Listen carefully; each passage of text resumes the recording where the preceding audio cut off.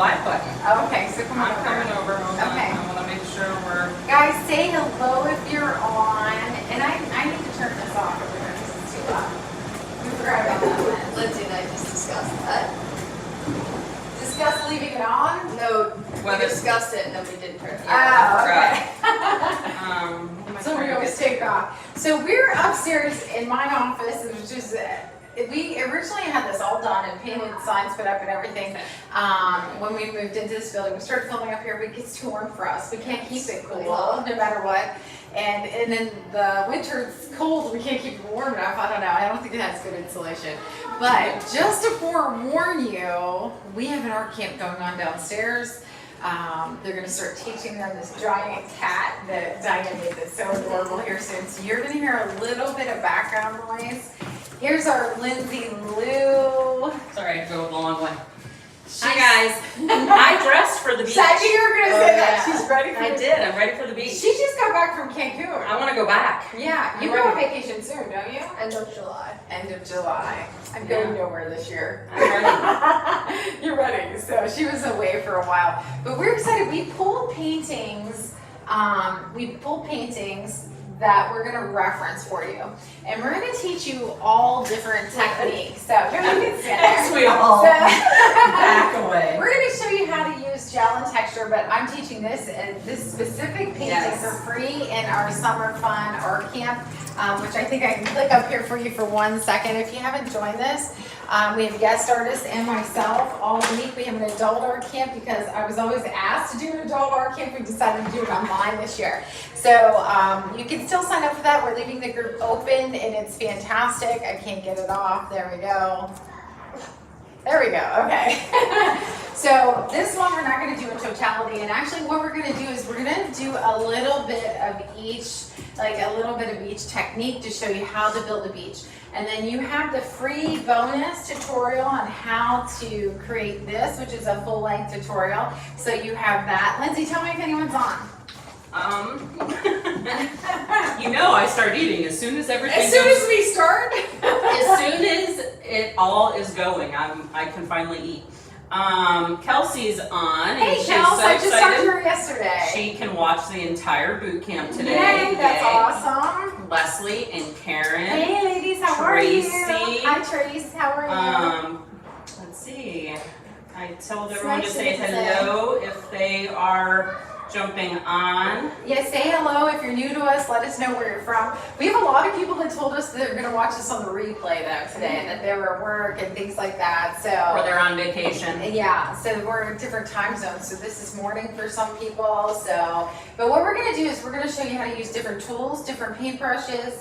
We're also going to show you how to use palette knife, some texture, some gel. We're going to show you how to make water, beaches, palm trees, how to even make the sea turtle, how we did this as well. I'm going to grab a little piece of slate and show them a little I'll go of down. that as well. We're going to do that right now, Liz. Yeah, a little bit of everything. So, Eliza, do you want to paint first? We'll switch back and forth. Guys, we haven't had Eliza in here. Like, her schedule's been clashing with everything. She had a lot going on. She is leaving us, well, I don't think forever. It's so great. But she goes off to college, and she has been with me since she's 12. First was volunteering, and then so she's been with me for 5 years, ever since we started.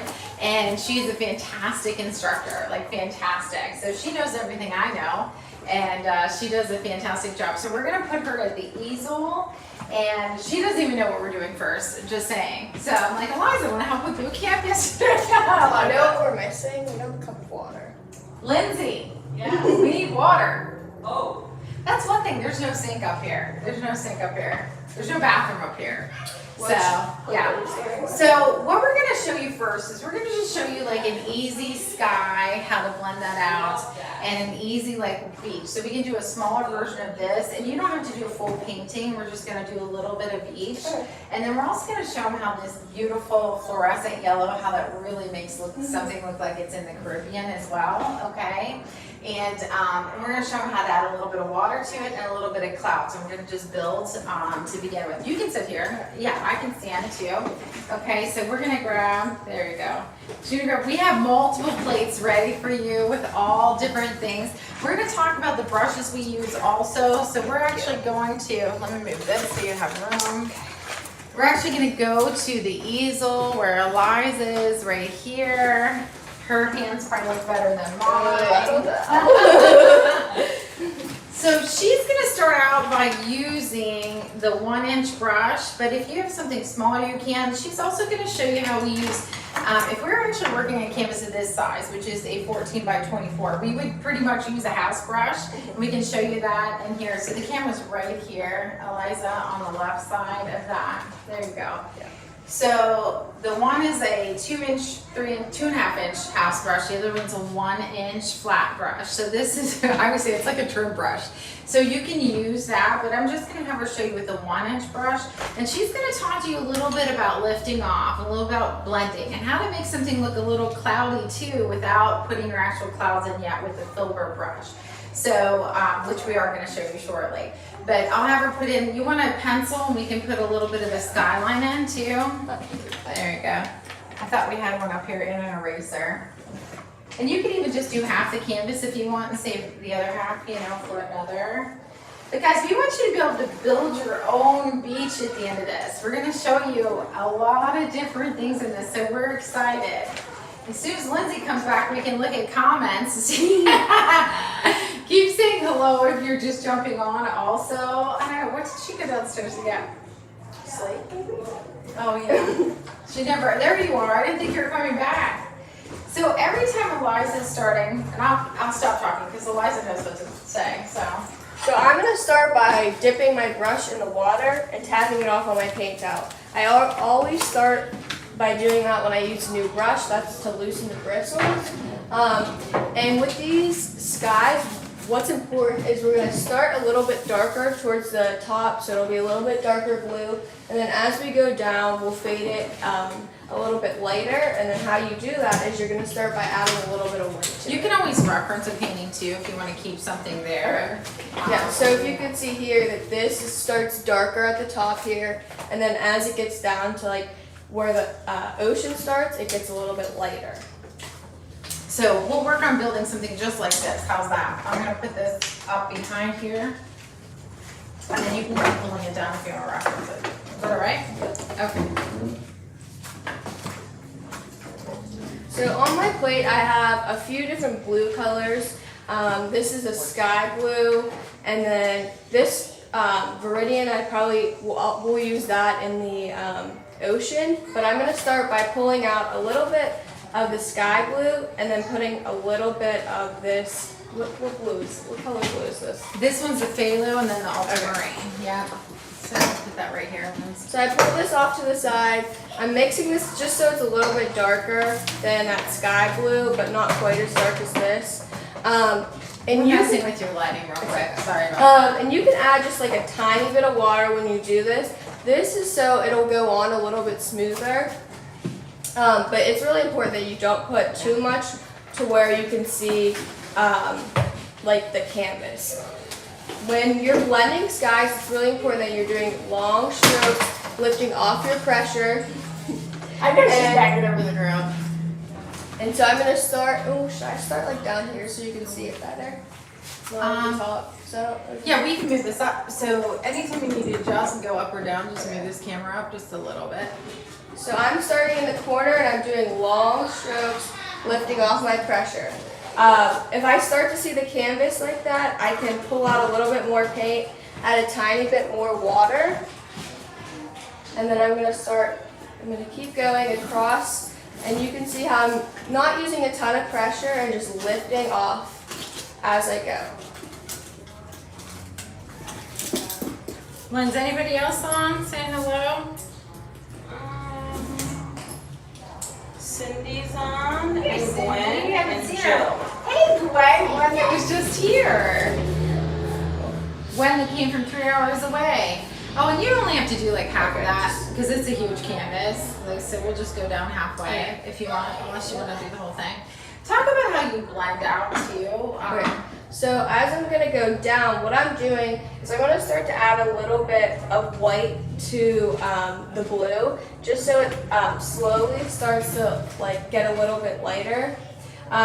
You don't want to you want to just gradually add a little bit of white into it, because if you do a ton, it's gonna like have two different sections, and we don't want that. So if you do get two like kind of like rainbow sections, what we do is you try to go in between the colors, mix an in-between shade, and kind of blend it out. Can you check this out?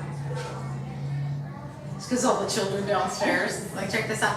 And can you show your plate? Like, you'll have to hold it up when you're in there. And right about there. And so we always pull our paint off to the side. We were trying to fix your lighting. Did you say that too? You already did. And make sure you're watering it down a little bit, guys, because whenever she needs to go further across, she needs it to like go a decent amount, you know. I'd rather see you like layer it up than put on thick chunky paint in the sky here, okay? So as I'm going, I keep adding a little bit more of the white into my paint, so it gradually gets a little bit lighter.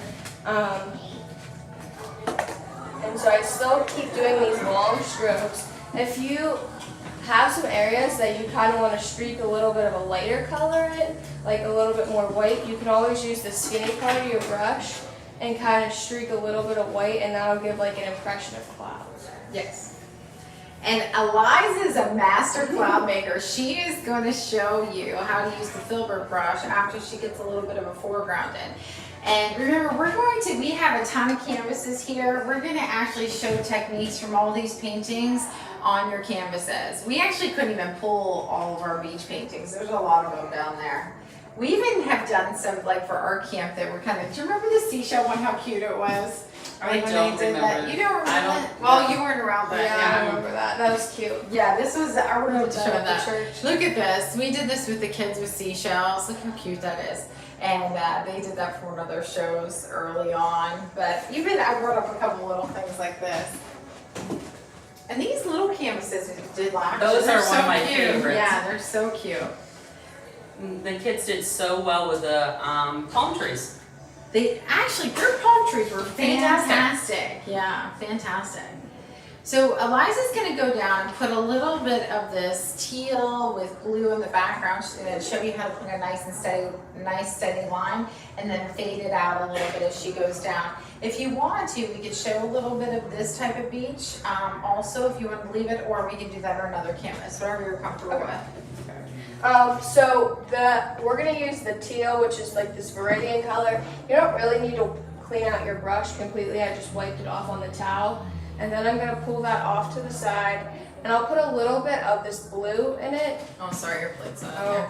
I know, it's hard. I need to look up. It's on, yeah, it's on right on that side. And that'll get it a little bit darker. And this will also need a little bit of water in it. Again, don't put too much water that it's like really runny, but you need some water so this goes on smoothly. And even with that back line, so the back line is going to be your darkest line. And even with that, you can add a tiny bit of black into the paint also. So you So I can would just use like and a it's really- a touch, yeah. Really little bit. How did you stick the seashells onto that? Like, I know typically when we have the texture, we like glue them in. How are those ones glued?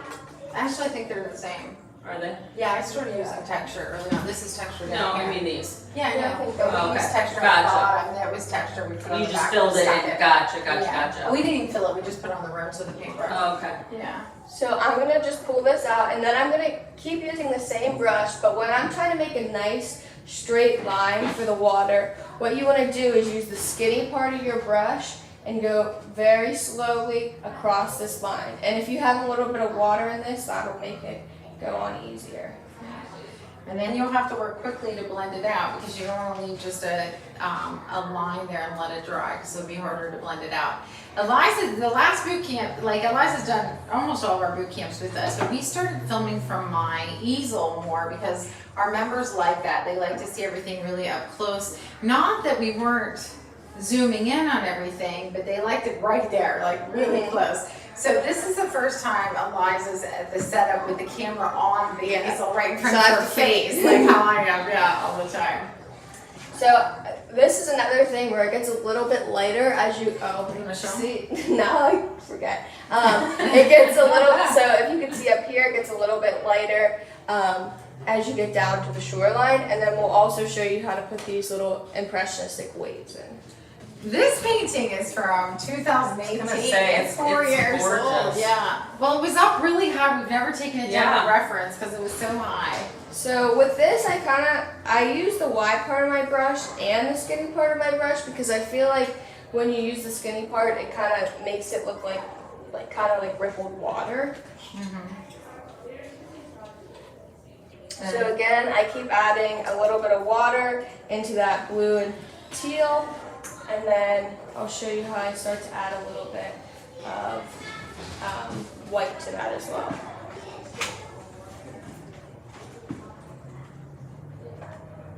So if you see, I'm pulling out just a tiny bit of white, putting that on my tip of my brush, and that helps blend this down. Lindsay, last person to talk, they get a free prize. John Peterson. John Peterson. Hi, John. How are you? He can't do his avatar on here, huh? How are you doing, John? Are you having a good day? So as she comes down, guys, she's going to keep adding white to it. So I'm just adding a little bit more white to that, and still bringing this down here. And then I'll take a little bit of the plain white and kind of scuff that in as well. And if you lose all your darkness, you can always grab a little bit of it and then scuff it a little bit with the skinny part of the brush as well. So you have some contrast. It looks like a wave's rolling over. And we're going to show you how to do that too with a rake brush later and a fan brush.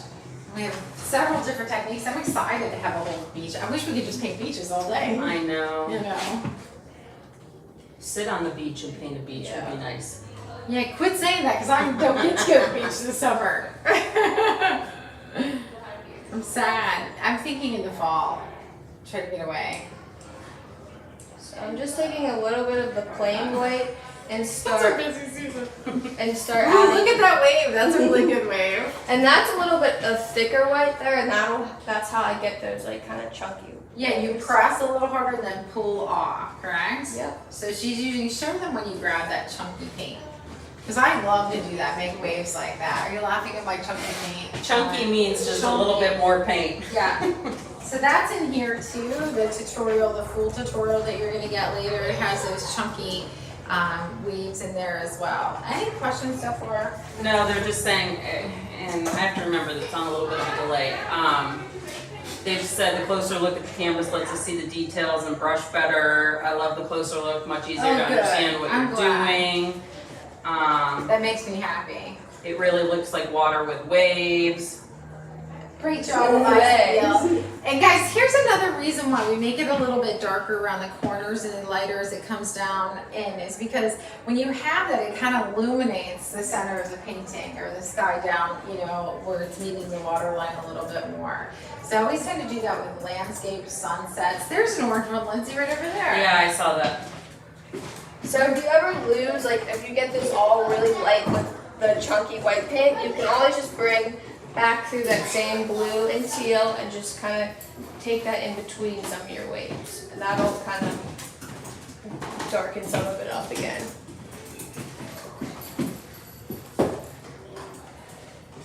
We're going to show a bunch of different kind of waves today.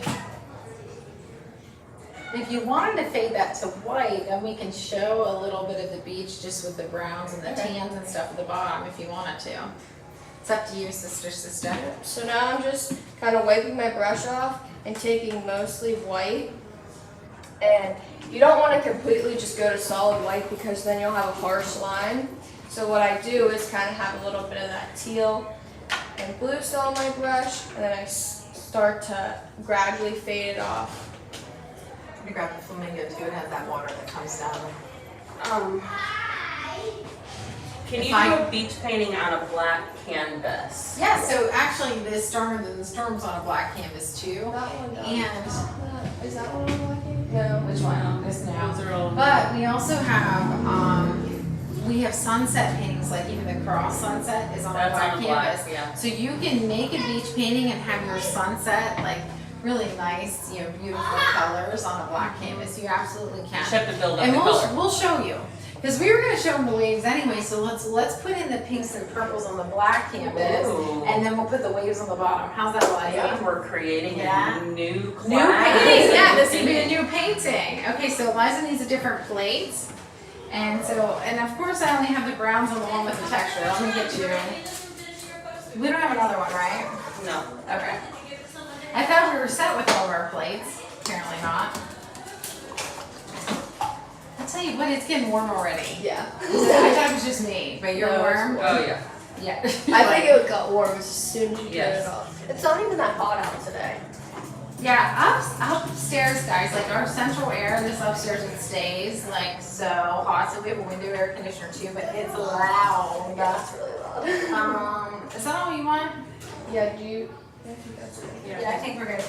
Burnt sienna, I can grab that if you want that too, or are you okay with that? You good? Fine. Okay. I mean, does this have? No, I don't. No, that one doesn't. Tell me how loud this is, Lindsay, if we keep this running.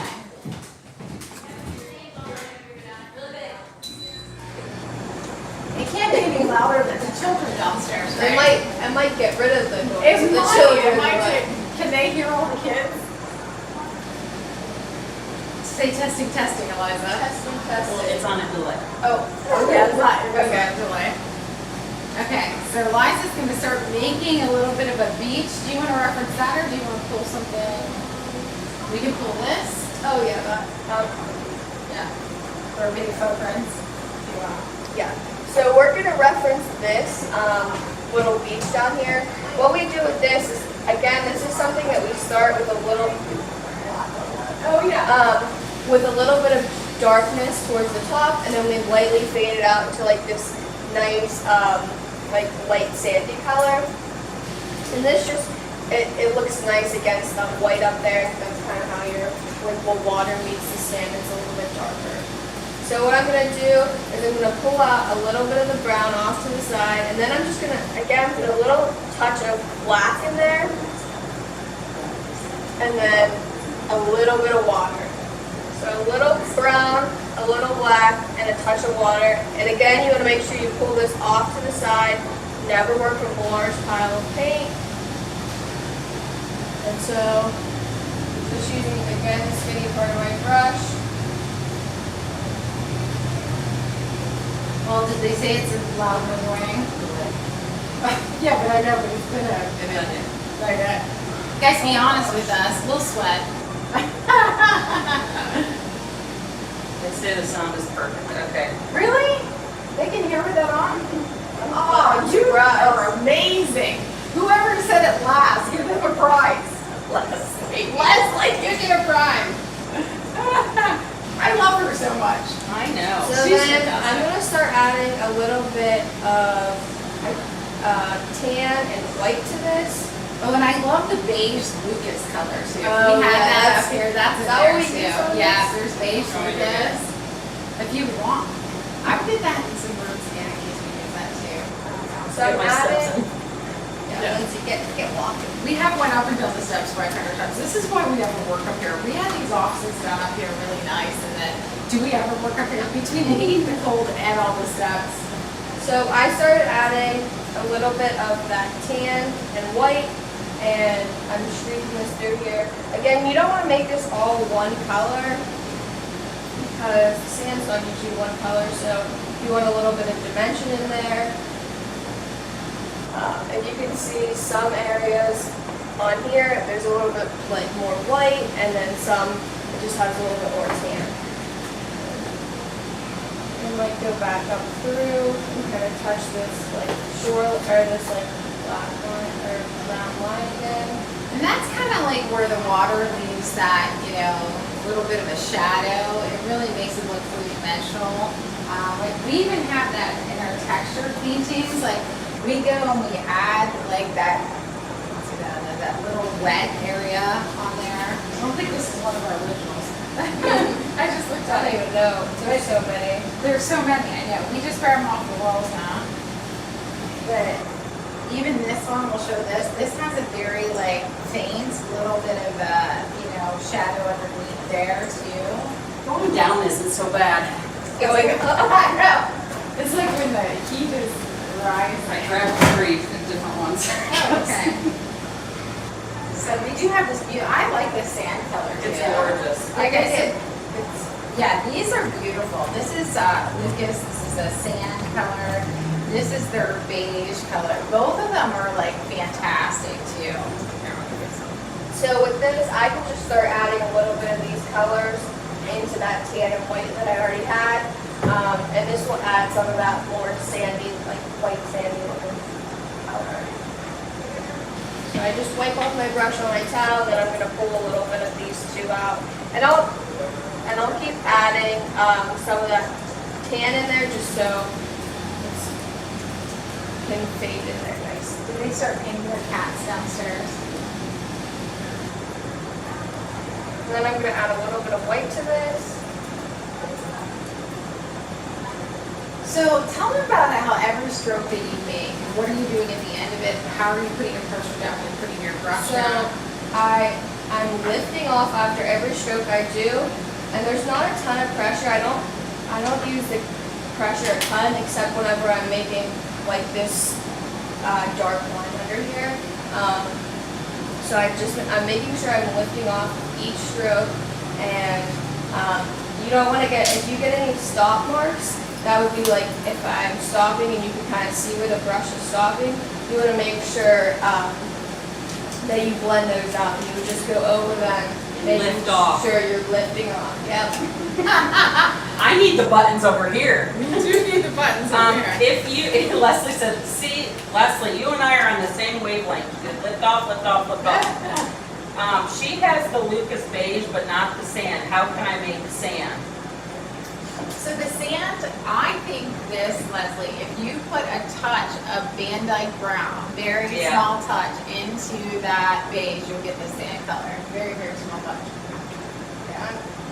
Yeah, you can do that. Actually, take a little bit of that, put it in this one, see if you get that shade. They asked how hot it was here.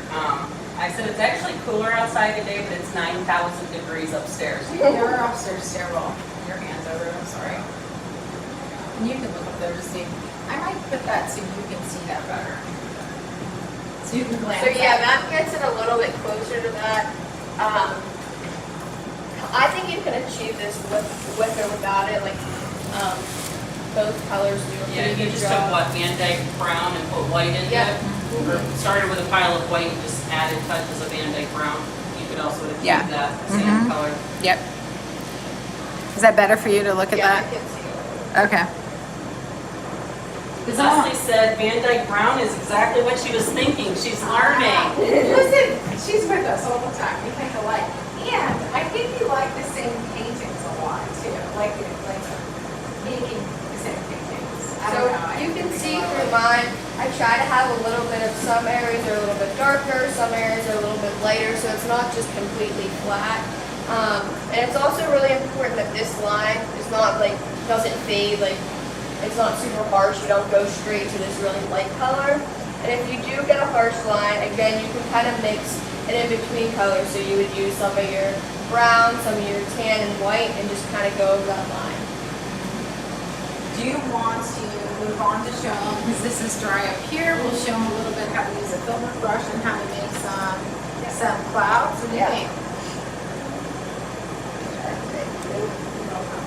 Okay, so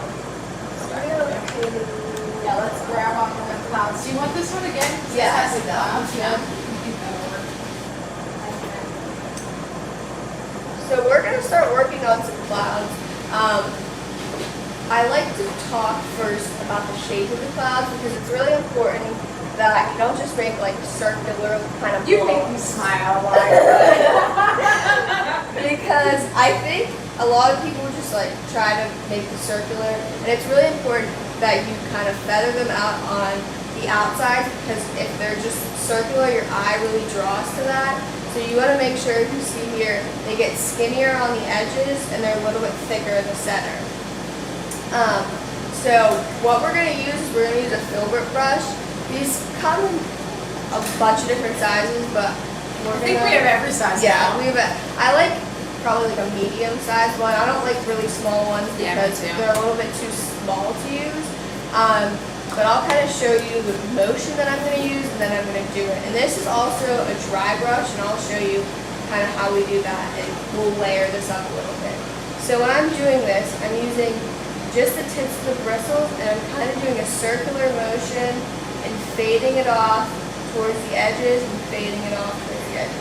And then you can kind of fade towards the center, so towards the bottom it's a little bit lighter.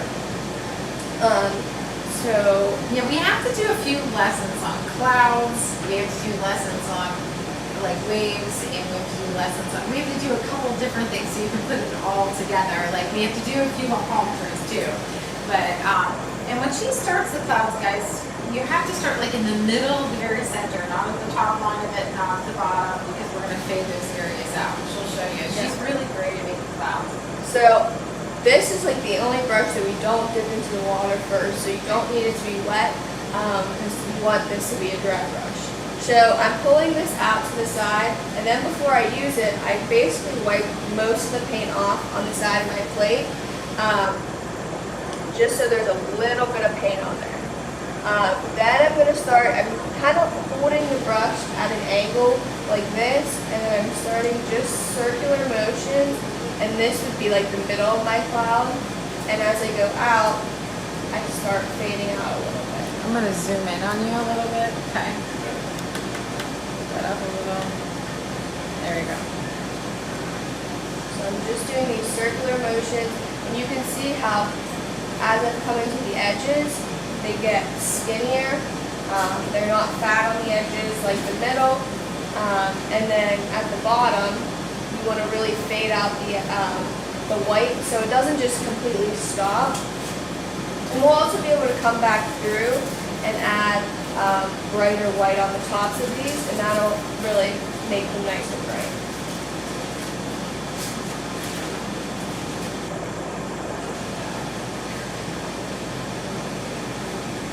So I just very lightly scuff this in here. Make sure you use that circular motion, and then you just kind of fan out on the outside. And sometimes we just scrub in a little fuzziness too to make a very faint cloud, if you want to show that too. Yeah, so you don't always need to like do a full cloud. You can kind of just scrub in a little bit of paint here. Talk about too what people that have OCD about the clouds. Oh yeah. too. So if you have OCD, just make sure you kind of try to let loose with this, and don't make them all the same shape, and don't make them all rows. Because some people will try to just make like the same, like they would make this cloud like a bunch of times, and that'll kind of look a little funky, and you don't want. So if you can see on here, there's a bunch of different shaped clouds. Like there's some of these bigger ones, some of the smaller ones like I just made, and that makes it look a lot more natural. So then I'm gonna just pull it out. Again, I wipe this off on the side of my plate. And I could start up in the corner, maybe making one of these like bigger clouds. We were just saying, you don't need us here, Eliza. I was happy you could paint today. Because it's been a little while. Yeah, she had a lot of stuff going on with grad parties and everything else. And it's so weird not to see her because we have worked so closely for so long and then not to see her for like a week at a time. I was getting bored. So mom said that. She said you're getting bored. Kelsey said she has a little OCD, all of my clouds look the same. Could they, so how I tend to, when I feel like I'm doing patterns, I actually turn my canvas so that it, like, and do it different directions so they all look the, not different directions, but like I have my hand going differently so that they're not all the The same. only thing is if you turn it, you have a potential of making more of a circular cloud than if you turn it. I think your perspective on clouds kind of has to be straight on to see. I think that you have to purposely make sure that you don't start and stop at the same level, and you're not spacing them the same apart, and you're not making them the same length. You know what I mean? Even if they were similar shapes, but they were smaller and in different places, it would be, you know. The only thing I could say, if you make like, say you make two clouds the same, you don't like how like similar they look, you could always add like Elongate one. like a smaller one, like kind of underneath it, Yeah. and that'll kind of make it a little bit different. They cooled off fast up here. I'll turn this off for a little bit. It's funny how it And then gets so fast. after they dry a little bit, what I like to do is I go back through with a little bit more white paint on my brush and just starting to touch the tops of them to really like brighten them up. You kind of like pick and choose. Like you don't want to brighten everything there, you know, just a little bit here and there. And she'll turn her brush to the left, to the right, and try to make it, you know, those bright spots. Doesn't just have to be at the very top, it can be within that cloud as well. I have to tell you, when Chris and I went to Florida a couple months ago, I still have this thing looking out the plane at the clouds. Like I'm amazed looking at clouds. Do you feel like that when you're flying or no? It's cool. I take a million pictures of them. So I love this cloud. a lot of this is just kind of like tapping it a little bit more. But you don't want to cover everything with this bright white. You want to leave some of those darker areas towards the bottom, and then make sure you're feathering these all out at the edges.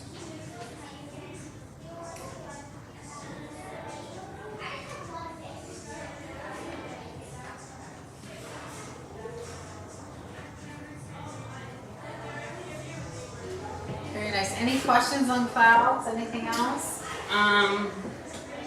No, it was, Jill had asked, dry Hey, Jill. brushing is using dry brush with just a little watered down paint, or do you wipe most of the paint off the brush? No water in your brush. Very little. And No then, water. then wipe it off. Do you want to show them again how Yep. you get it from me? So, I don't have any water on this brush, and I'm just pulling out a tiny bit of paint, and then I basically wipe it all off on the side of my plate. It's almost like you have to scrub the paint on, you have so little. But when Yeah. you first put your touch down on there, Jill, make sure it's the lightest touch till you see how much paint you have. Generally what it is when someone's struggling with this is they have too much paint. Too much paint, Yeah. Yeah, Kelsey just sent me, she says this is what I mean, I can't seem to get them to fade into the background, and it's, just using too much paint. Yep. It's just a little too much paint, Kelsey, and then also the same shapes. And so you want to make sure some are longer, some are shorter, but very like fuzzed out. You'll need probably 1/4, 1/5 the amount of paint you have on there. Just wipe off your brush first and your paint towel, your paper towel, and it will go a lot easier for you. And you can always pull a little bit of the blue up through the clouds. Yeah, do break you want to them show up a that? little Because bit. I actually, let me see if I did it on this painting. I did. No, one of them. So I will take a little bit of, say, phthalo blue, and it's also dry brushing, and kind of do a circular motion down at the bottom. So Kelsey, those clouds that you have there, you can still put some darkness in and break up the bottoms a little bit. So Liza's gonna show you that. So if you're getting a harsh line like that, you can always put this in. These are actually shadows I put in. You can use a flat brush for this too, and just go back and forth after you do the little bit of scrubbing, and then you can put that in there with a little bit of water and blend it out. When I first was doing clouds or fog, that's when I started testing out on my hand, because it's hardly any paint, Right, on my hand, would come off on my hand. right. So I would just take a tiny bit of this phthalo blue and a little bit of white in there. And again, this is something that's a dry brush, so I wipe it off almost completely on the side of my plate. And then I'm going to do the same motion, but I'm going to start at the bottom, kind of working up into the cloud, and that'll kind of break it up a little bit. So again, there's very little paint. I'm breaking these up. Maybe if I felt like these ones were too close together, I could take a little bit and bring it through here. And it's a dry brush too. It's very, very little little paint. paint. And you want it subtle. You don't want your eye to draw to that at all. It's just a very like hint of a shadow in there. And when I'm doing like a stormy sky, I do that with grays and blacks say, up like- under clouds. Do I have one Like up that, here? the couples one. Well, is this one, yeah. So we can show this on there Sorry, too. that couples one. This one, one. So this was a Valentine's Day. Let's see what year. What year is this? 2018. 22 from 2018. So this was a Valentine's Day one. This is literally just with grays, with black and white here. But then you would go back in and put some darker shadows underneath, and we taught people how to do that as well. Okay, but you can do that just simple with black and white too. They say Jill just said they look so real. She's a great cloud maker. She got it from the get-go, from the beginning. What's so funny is with Eliza and I, this is so funny. Oh, I hit the thing off. But Eliza and I, in the last couple years, our paintings, you can't tell them apart. They're really similar. They're exactly the same. And she gets up in front of a class without ever doing the painting. It's new until we do it multiple times. And she paints like identical. She knows every single technique. And that's what's great with all of our girls is we teach them these simple techniques on how to build the paintings. So each and every one, after so many months, can get up and paint in front of a class if I'm talking or they're talking, and for the first time seeing a painting, which is wonderful. And you would be like that, and you will be like that too. I'm sure, like those of you who've been painting with us for a while, you feel the same way. Like you can predict, don't you think? A little bit. Okay, Eliza, let's go on this other side of the canvas so we can scooch this down a little bit. I'm not going to tap into it. We're going to use this side of the canvas. And I just want you to show just a little bit, maybe go back to the 1-inch brush, how you're taking like the teal. Excuse me. Bless Sorry, you. thank you. And we're going to bring in some of that like neon yellow to make the water look more tropical. Do you want to show that a little bit? Just another way to make some water, guys, and we'll like put this down and show that bottle there. Do you mind, Eliza? So we have this neon and fluorescent yellow. Yeah. Don't put this down a little further. And then you can see that up close because I do think it's nice that you can make that like tropical looking water. And these paintings, I have to tell you, and you can reference this if you bring this down. These paintings came out so beautifully. Like, I love them. Do you have a reference picture up in here? I do. Oh, that perfect. You're awesome. So I'm gonna put that here, and it's on the right side too. On the left side, which is the correct side. But do you want to talk about that a little bit? You can start from that line again if you want to. So again, this line is a little bit darker with the teal and some blue and black. We usually always start a lot darker at the top, and then we started to fade down into this like really blue water, and that's when we started to add a little bit of that fluorescent yellow to get the really blue teal water. I don't use fluorescents a lot, guys, but I like to use it. Yeah, I like this, and everybody's are beautiful. And I use that fluorescent color. Can you click that reference off real quick? It's the red block, yeah. So right in here too, we put this in with some dark like sap green, teal, black in this area, and then you tap it with your rake brush with this fluorescent yellow, and it comes out beautifully too. So again, I'm gonna use that 1-inch flat brush, and I'm gonna pull a little bit of the teal off to the side, put a tiny bit of black in it, and then I'm gonna add a little bit of blue in there as well. Oh, I have you zoomed in. That's why you can't see our plate. Yeah, that's a little bit of a problem. I'm sorry. I was like, you know how we have trouble with I know which way things are when it's backwards. And this is going to take some getting used to the way you're doing this right now, you know. So I'm going to take this again on the line. I'm using that darker color, using the skinny part of the brush. This way, and then you're in. There you go. And I'm going to mix a little bit more and go over that line again. Now remember, you don't want to outline something or like do the whole line across the canvas without blending it out. Well, I do put the line in all at one time, but you have to blend it out right away. And if you're not going to get to it quickly, you should probably do half and half. Yeah. So then I'm going to start I just kind of wipe my brush off on my towels. I don't completely clean it off in the water. And I'll take some of this blue and teal and a little bit of water in this so it goes on smoothly. And then I'll kind of show you how we start to add a little bit of white to this. So after I got this in, I'm going to start to add a tiny bit of white to this, a little bit of water. She's perfect using the iPad now. She's got it. Left my chicken in the fridge. I know, I'm just thinking about that. Why is it that we wait to eat until we get over here?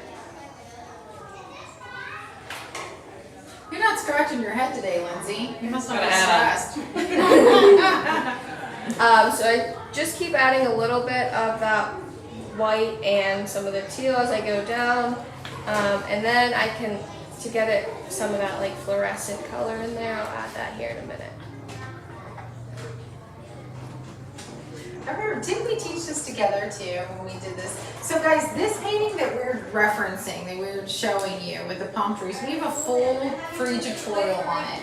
If you would go to kckhq.com, if you go here, let me see if something's not changed around, there we go. If you go there and click on free tutorials, it has a full length tutorial on it. Didn't we do that one together? I don't know. No, I did that at my homies, oh yeah. Brush flat now for blending out parts. Yes. So when I'm kind of trying to fill in a bigger area, I use the large flat part of my brush, unless I'm trying to put in like some like smaller white pieces of the waves. And then I can add just a touch of this, that's even a little bit too much, a touch of this teal or fluorescent yellow into the teal and white, and I can add that into here as well. And then we get that little bit of fluorescent in there after we're done putting this all in too. Jill says she loves hearing the kids having such a good time. We love them. We have such a, listen, this group too, like they're so calm. Yeah. Like It's a young group. yeah, we do have a young group. We had such a huge mix last camp, and then this one we have a lot of 5, 6, and 7s. Like a lot, yeah. Yeah, they were very well behaved yesterday. Yeah, they're very good. And I mean, they're at the What's that bottom. mean? That's the speaker on the TVs. Okay, She got it, I'm sure. Just checking. So you can also add some of these little white, just like using the skinny part of your brush, adding a little bit of white in here, just scuffing a little bit in there, and then this is when you can add some of the fluorescent yellow as well. I love that teal color with the fluorescent yellow. Mhm. It looks I mean, it looks beautiful. I could pull up pictures from Cancun and it would be like that water. Just such a crystal clear Yeah. color. Yes. It was so beautiful seeing all your pictures. Guys, if you have like a beach line over here, so what you would do is fade this out, the edges with a little bit of white, and then you would add in your little bit of beige right into this area like we did here. See, you leave it white, let it fade, and then she'll come back with watered down fluorescent and pull it through, okay? Oh my gosh, it does look like that. It does, yeah. Yes. Listen, if we had like enough room on this canvas, this is where I would show all those waves with the sea sponge on that one. Like not the waves, a little bit of water in there. You know? So when you're using fluorescent yellow, this is another thing that you pull it off to the side and just use a really little bit, because you don't want this to take over the water. It's just a little bit of a highlight. It's a tiny bit. And sometimes, depending on how much of the blue or teal you have in your brush, you might have to wash your brush out and grab it on its own too. We try not to wash our brushes. And we don't have to. It is like amazing how, like looking at beaches and looking at pictures, like how realistic your paintings appear. Well, what I do, guys, too, when I'm creating painting, I look at real things all the time, and I tell our girls that if they're creating something, it's one thing to get inspired by something, but also like by another painting or something, another piece of artwork. But use your own eye. Look at things that are real. Look at the contrast in things. Look at how the light's hitting something. That's what I try to do as I reference. If I can't see it in nature, I look at real pictures, like I would Google real photographs and things so I can see it. And Lindsay's photos, so I'll have to reference. She wants to get back. Yeah. So what we'll do is we'll put this back. I'm not gonna do our palms just yet. Any questions so far? Anybody? Any questions? No, Kelsey said she found sea sponges at Walmart. Yay. No way, like ours. That's awesome. We'll have to look. Okay, let's just talk about this really quick, Eliza. Like how, because we had people write us, how did you do that on your wall? So, you want to talk about it? Sure. Okay. So this sea turtle, I Yeah, think it's a of sea it. turtle. This This sea was so much turtle, fun. yeah, this was really fun. We did this with a Cricut, like a vinyl transfer. This is what it looked like. And then what we did is we basically just like kind of used the techniques that we just did and painted it on here. And then whenever we were done, we just peeled this off and it just left the outline. So you would just paint into here using the same techniques. Like we did the clouds with the filbert brush, and then we used that teal in the ocean, and then We even let them read. They had sponges too, Yeah. and they sponged because we had a younger group for this. And then we did a family day as well. And every single one was Yeah, they were so cute. And you can tape this off, guys, if you don't have a Cricut. You Or can, use contact paper. Yep. Oh, At like yeah. the dollar store, you Yeah. can get contact paper. Because people wonder how we do these all the time, and you can do any shape. Starfish, We have dolphin. we have dinosaurs, we have unicorns, we have all kinds of stuff like this. Yeah. The beach one, I think they loved. Yeah. So Yeah. and it's super fun when you peel it off because you Oh my goodness, can't yeah. see They like love what that exactly so it much. looks like until you Yeah. peel it off. Yes. So here's something. Can you click the one on us right here? Okay. So guys, what Eliza's going to show you, since you want to know if we can do a beach on a black canvas, we're just going to take like a 12 by 16 black, I think we have down there, and we're going to show you how to put in like maybe a pinks and purple, like purple pinks sunset up here. And then we're going to show you how to put in these waves with a fan brush afterwards as well, which is so much fun. We did a couples night on this of 100 people, and they were blank, and they were beautiful. Yeah. And They were people like, came in and they were like, stunning. "What do you mean Stunning. it's blank?" Yeah, and I mean, how many like this? They were fantastic. They were never painted before. They're fantastic. So Eliza's gonna get her big brush again. She's gonna show you the paint color she has. She's gonna show you how to put in just a little bit more of a brighter background on the black canvas. She's also gonna show you how to leave the edges a little darker and then to build up some color in the center. Okay.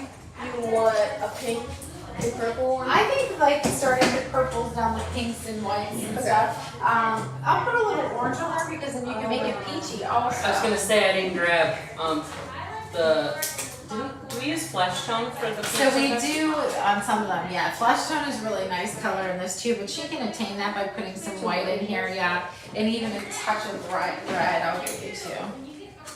So we're gonna show you how to build that up. You want to get the chalk pencil and draw like a line where you want your line to be. There's a ruler there too if you want to use a ruler. Under the chalk pencil? Or just a normal? Maybe not. You draw with a pencil. Do you have a pencil there? Okay.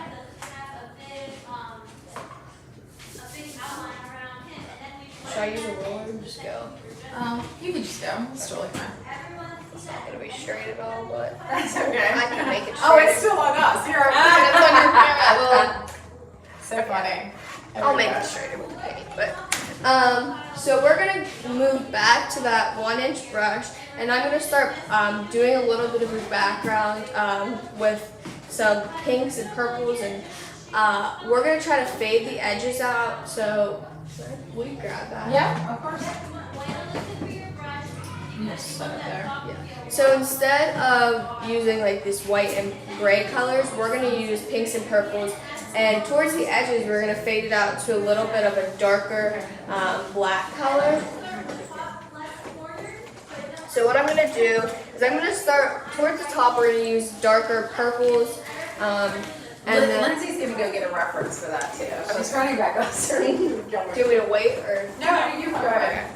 So I'm going to use both these purples, pulling the paint off to the side, putting a little bit of water. This definitely needs water in it because you want to fade these off to the edges.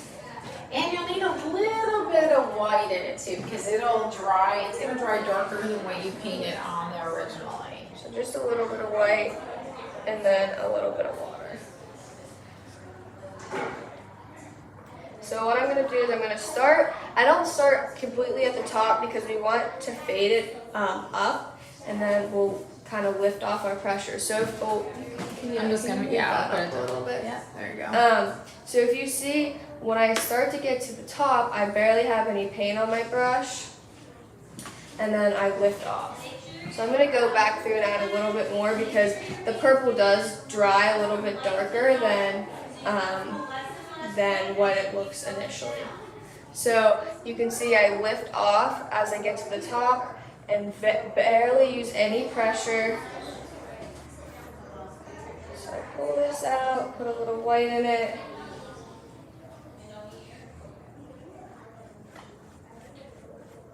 And then keep adding water to that as I pull out the paint.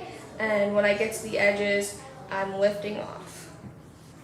And that'll dry pretty dark, so you have to add a little bit of white into that. There you go. And you can use any, so she has dioxazine purple. She also has purple lake there, which is the violet color. She has a magenta on her plate, which is a Soho magenta. I have to tell you, like, we have several pinks downstairs, but I have to tell you, this one, we always have to show. Soho is a little bit more expensive if you're teaching. This will last you forever. If you're not teaching, you're painting at home. This magenta is gorgeous. It's like stunning, stunning, stunning. You can get this at Jerry's Artorama too, and they come in smaller containers. This is the largest they come in though. It's 500 milliliters. Eliza will be using that also. Yep. When we're creating this, guys, she'll have to build this up and go over it a few times. So these purples are going to dry a little bit darker, so I might have to go back through and add like a second coat on there. And then I can, as I go down, I'm going to start adding maybe a little bit of that pink, that magenta Casey was just talking about. And that's so heavy base, Yeah. you have to add a little water to that. You can show them these, Eliza, like these are some paintings. We have a free tutorial on this as well on our website on how to create this, the full length tutorial. But this is on a black canvas, so this is the sunset, the similar that she's creating, also has those same colors.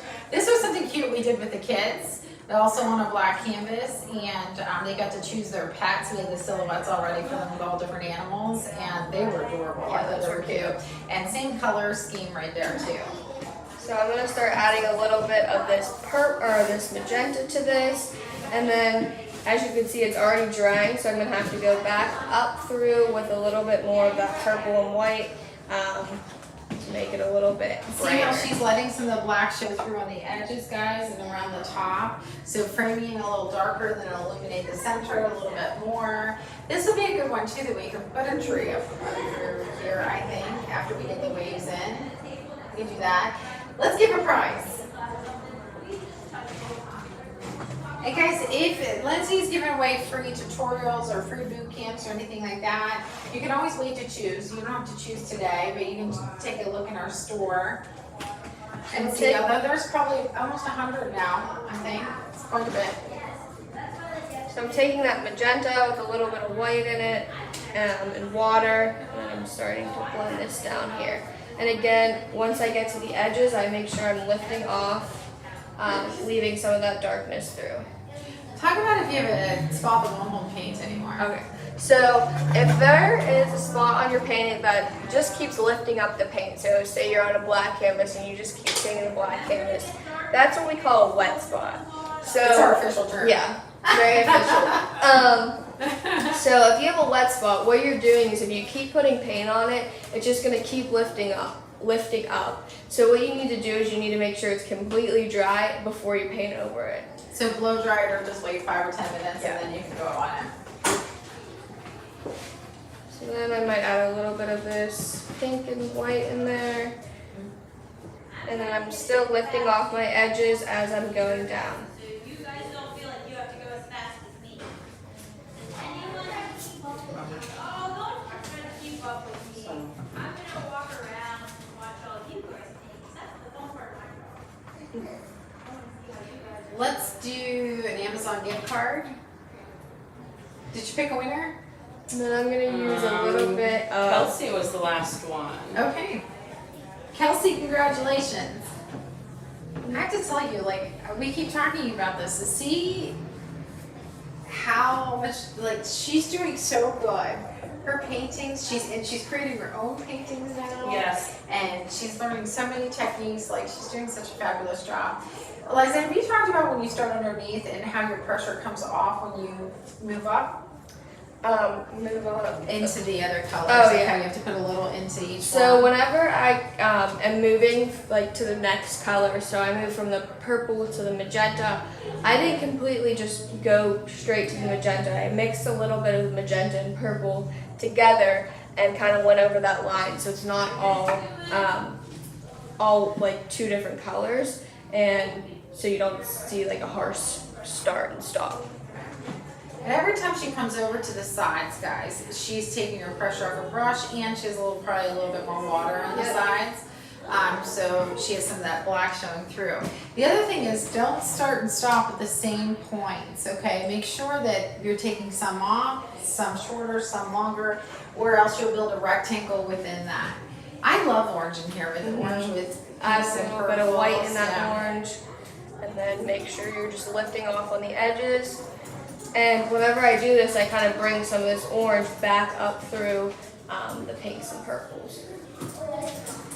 And then this is something too, she'll probably have to let dry a little bit and then come back to really brighten it, because she's on a black canvas, it's going to be dull, and it's going to get a couple wet spots as you go. Black canvases tend to do that more, you know. So this is a Magenta little bit. amazing, though. I love it, yeah. So you can kind of see as I started painting, this is a little bit too wet right here, so it's kind of lifting up. So I need to wait for that to dry to come back through. So do you want to do some of these waves? You did this, right, too? Yeah, like years ago. Do you want me to do it, or do you want to You do can it do separate? it. Are you sure? Yeah. Okay. I can. I haven't done it probably in a little while myself. Do we have enough white on there? We do. Anyway, okay guys. So what we're gonna do next, I need glasses, there we go. What we're gonna do next is we're gonna work on these waves down here, because I wanna show you this. I'm gonna use a fan brush. I'm looking at the ones I brought up here, they're a little wonky. Do you want different Try ones? to, it'll make it. Thank you for asking though. So we're gonna use a fan brush here, and this is a little bit stiffer fan brush. I find the soft brushes won't work as well when we're working here on these types of waves. So what we're gonna do is we're gonna water down some white, and this is where you don't wanna lose all of your black. Do you see that creates depth in between the waves? And what I'm going to do with my stroke is I'm going to go a little to the right, pull down and lift off. A little to the right, pull down and lift off. A little to the right, pull down and lift off. So they're not straight up and down the waves, they're slanted to the right a little bit. So it has the same premise as when you are creating clouds, that you don't want them all in a straight line, all perfectly lined up, and you do want some smaller and bigger than others as well, okay? And then we have this tapping motion that we do for the splash at the bottom, and you can even like flick up when you're there too, okay? In between the waves, I actually even go like this a little bit to get these little, areas like of water in there too, okay? I'm gonna show you that. And then we'll come back to the sky, okay? So I'm just gonna pull, let's see if this brush makes it. I think whenever I showed someone this before, I had a wonky brush too. I think so. I think so, and it was getting wasn't it getting like stuck together or something? Split or something. Yeah, it was something crazy. I'm like, okay. We have 500 brushes in here. Well, we have more brushes than that. There's a lot of brushes. Okay, guys, so I'm gonna start slightly under, make sure that it's there, slightly under the line here, because I still want some darkness behind here, all right? Behind my waves. So what I'm gonna start with here is I'm gonna start small, and I'm gonna pull down, and I'm gonna lift off. We'll have to come back and brighten it. It's a little wonky, but I think it might do if I add a little bit more water to it. We'll come back and brighten areas on the top of this, and I'm gonna start a little bit lower, pull down and lift off, okay? Pull down, lift off. And then we'll come back, brighten some top. We'll do a little bit of splashes under there too. I'm gonna make a little wave right up here. Any questions, Linz? Leslie's Yeah, but quiet. They're on a delay. Oh, that's right. Leslie did say she had a wet spot that she did let dry completely, and the paint just never would cover it, no matter what she did. No way. Yeah, I said, like, use a hairdryer, lighter pressure. I said, that's so strange. Yeah, that is strange. There must have been some, you know, like when the, Oh yeah, we have, I can tell them what happened with that. So guys, hold on one second. yeah.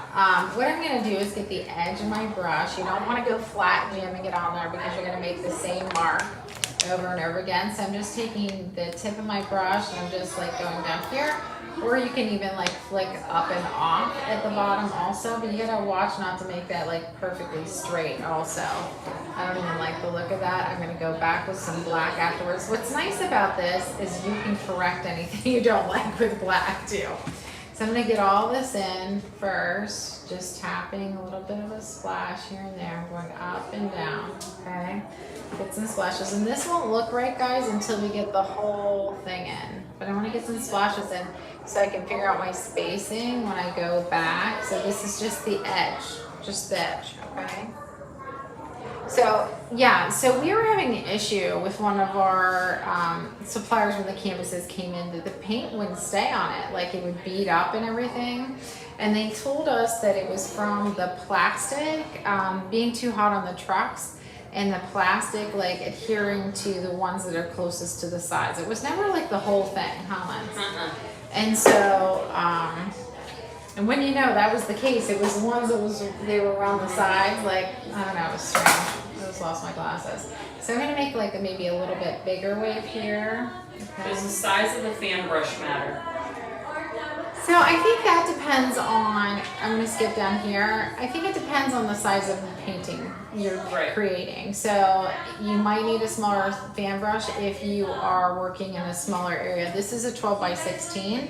And so I feel like this is pretty sufficient for that. Oh, you can't? Okay. I hear Lexi. I'm trying to look at their cats. See if she can, oh yeah, I can't wait to see their cats. Did you put water on your fan brush before the white paint? So I put water on the fan brush and then I put it in this side pile. So it is watered down for sure, okay? And even down at the bottom down here, I'm gonna show you, I just have some areas like really small waves, and then I have some areas where it's just a couple of the tapping with the fan brush, with the edge of it, okay? So say I might put one here, but see how they're not all in a row?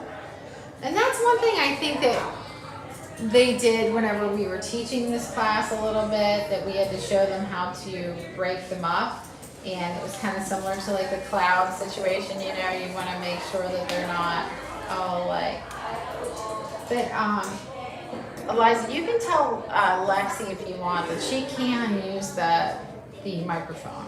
Okay. It'd probably be easier than, like, better than her having to yell, you know? Mm-hmm. I'm thinking. What do you think, Lynn? You don't know? No comment? No comment. Ask them if they can still hear us good with everything going on. So guys, before I go and highlight and low light stuff, what I'm gonna do is I'm gonna get like a flat brush, like a 1/2 inch flat. All right, I'm gonna get this. And I'm gonna get watered down white that I already have right here, okay? Wipe it off on my hand a little bit. And I'm just gonna like stuff in between the waves. This makes a huge difference. Don't lose all your black. Kind of like scuff in between them, all right? Lifting off your pressure, you want to lift off from side to side, all right? So I'm going to go in here. Yeah, that really makes it. It does, it like really pulls pulls it together. the waves together. Yeah. Because at first, I think that was my biggest mistake when I did my first one, was putting the waves too close. And not leaving your Thinking black, yeah. that I needed to fill the space. Yeah, and you don't, yeah. Correct. She said that it wasn't charged. That's why she's not I was using it. thinking that because the day before that I put it on the charger. Forget, so I was thinking that she probably. When you went down there, I'm like, They said they can hear us loud and clear. oh, good. She yells loud enough, so. She does. We need like a sign when she clocks out to like check the headset plug the headset in. We should probably have a note there. Yeah, I think one thing was plugged in and the other thing wasn't, so. That's generally the case. It's the thing that's left over in here. Yeah, Yeah, I mean, so Leslie said, yeah, it fills in the gap. it does. And then I Yes. get some brighter white too, and I go. It's go ahead. so important to leave that black. It Yeah. looks kind of funky in the beginning, but these little lines really pull it together. Yeah. Because I know that was the mistake I made. Well, I remember us going and telling people to black things out too. Do you Yeah. remember that, Eliza? Mm-hmm. Yeah. Because we did our very first class with this, we had 100 people. Yeah, that's crazy. It was crazy. So when we have events like that, we're all working. We're like running around the room painting in front of people, huh?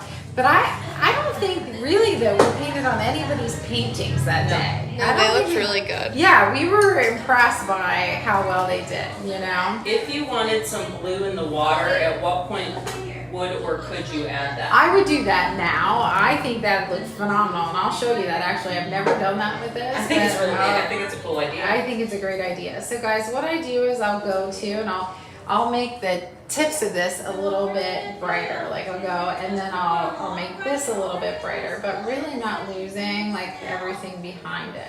So like you're making like the crest, like Yeah. the top of it. Mhm. Yep, so I'll go Whiter. here, make that a little bit brighter. Look at my fan brush. Leslie You- says she loves this boot camp. Oh yay! I'm so glad, Leslie. This I'm putting more black in. I feel like the splash is like insane. It doesn't look insane. Me, it bothers me. You know how we have our I own know. thing bothers us, you know, you gotta go back. And also guys, so say you're not getting like the wispy look with the, see this one had a much stiffer fan brush. Do you see that? Because you can see the lines a lot better. Where this one's a little funky. But if you do need to add some black back in, you just do the same thing. It's just a little bit of a dance. You add the black and you still will have to pull some white back over it though, okay? I'm gonna water this down probably a little bit more one more time and come through. So underneath. But what about some of the sayings people put on this painting? Because not everybody did Star in the Storm, because some were funny too. Yeah, I can't remember. Our couples night, There's guys, they are so much fun. So initially the men, like they feel drugged there, like they do, and they're apprehensive and they're not themselves. They take over, don't they? They're like super competitive, and then they're there forever. It's too funny. So you think? Yeah. We all have fun. I'll never forget Adam and Lindsay in that one. Oh my goodness. Remember when we did it at Oh, Peggy's? yeah. Oh my god. They're always. So funny. I know they wanted to come over to the pool the other day, but that's when I was getting ready for Katie's thing. Yeah. And they're like pure entertainment. Yeah, when they came like for the baseball thing, they were fun. Yeah. So guys, yeah, my brush, I don't like what it's doing, but what are we gonna do?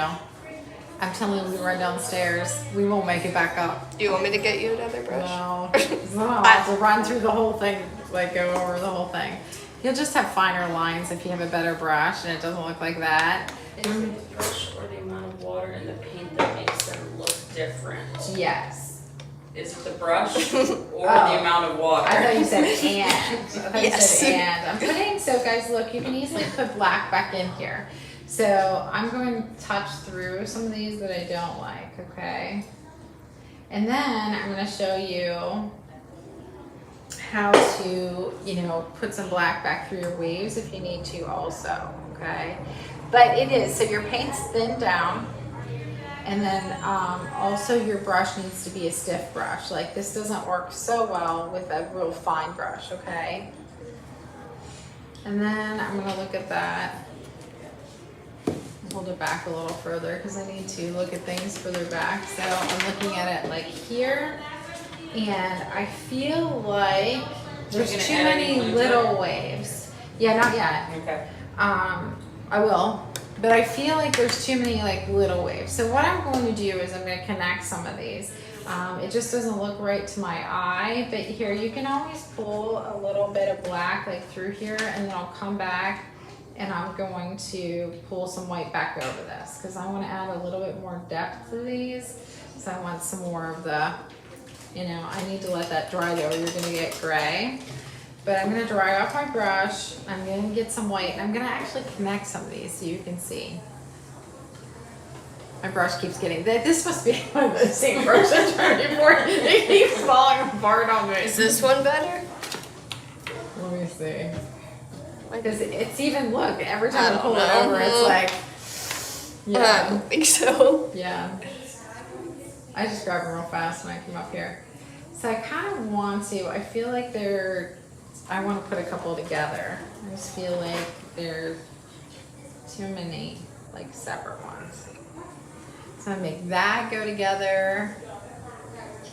I might like have this come down this way. I have to look at Looks so them. cool.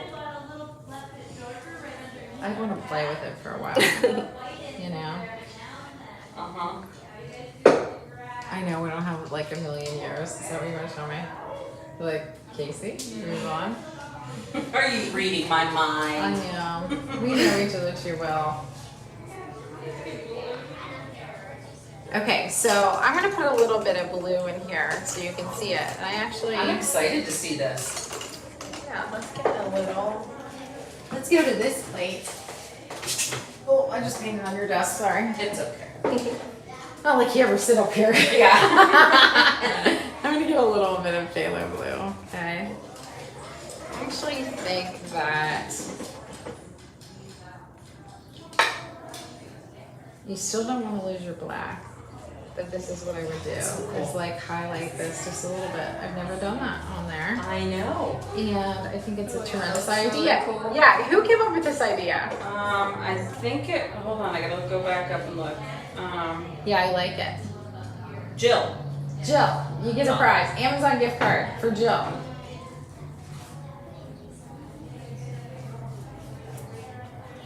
That looks really cool. That Yeah, looks I like it. awesome. I actually don't think that I would put any on the waves right now.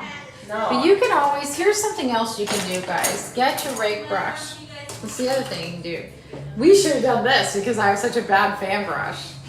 You can get your rake brush. Your rake brush, guys, is this brush that looks like it's chewed a little bit. Let me hold it down. There we go. And you have to let the rake brush do its job for you by not making, putting thick paint in the ends. And then, so what you can do is, say I want a little wave here, you're gonna do the same exact thing. You know what would be cool is if you had like the It's a little blue too sky going into this, I'm gonna wipe this out, hold on. almost like it was a Too much reflection water. of the blue Yeah, sky cool. into the water. Oh, that would be cool. So guys, you can just wipe things out. Did we talk about that I with don't our think paint so. out? So if you don't like something, you just, and you know right away, just wipe it off with your paint out. I'm gonna rest my hand here, and then you're gonna make that same pulling down, okay? And then you could tap with this as well if you felt like you had more control. Because I know most of you that paint with us have rake brushes, so you can attain the same thing, and then you would tap down at the bottom with your pure white, okay? Jill says she thinks she's going to do a sunset one with a bear silhouette and a barn in the background since we have a bear that keeps stealing feed from our barn. No way. Bears are scary. When I'm in country, like I grew up in the country, they're scary. I would love to see one. We had one in our front yard when Chris was doing, this was so funny, it was like 2 years ago, I don't know how to flash. He was doing the lawn and a neighbor pulled in and they were like, there's a bear right there by your husband. He didn't even know it. It was so funny. Wow. Yeah. He never even like turned around, he didn't know. Gosh. I need air. But so what I would do is I would play with this a little bit and I'd get some, some brighter areas like towards the top, but it's always an angle and pull down and then a little bit of splash. But I think that that's great with the blue in there, I do. And I think the blue sky would be good. I can see it. I can see it too. Eliza's gonna come back and she's gonna brighten up her sky. I feel like, so we need to make this a little duller back here, you know what I mean? Like a little darker right there once you get the sky in. I went up a little high. I think it's my angles and my waves that bother me a little bit. Some are like a little bit more crooked than others. Do you see that? Yeah. I think they're perfectly fine. Eliza thinks they're perfect. Oh, you're so nice, Eliza. So I'm just starting pulling out the same colors that I was using before, and I'm just gonna go back over this.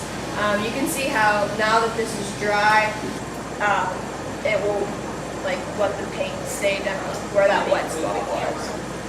So yeah.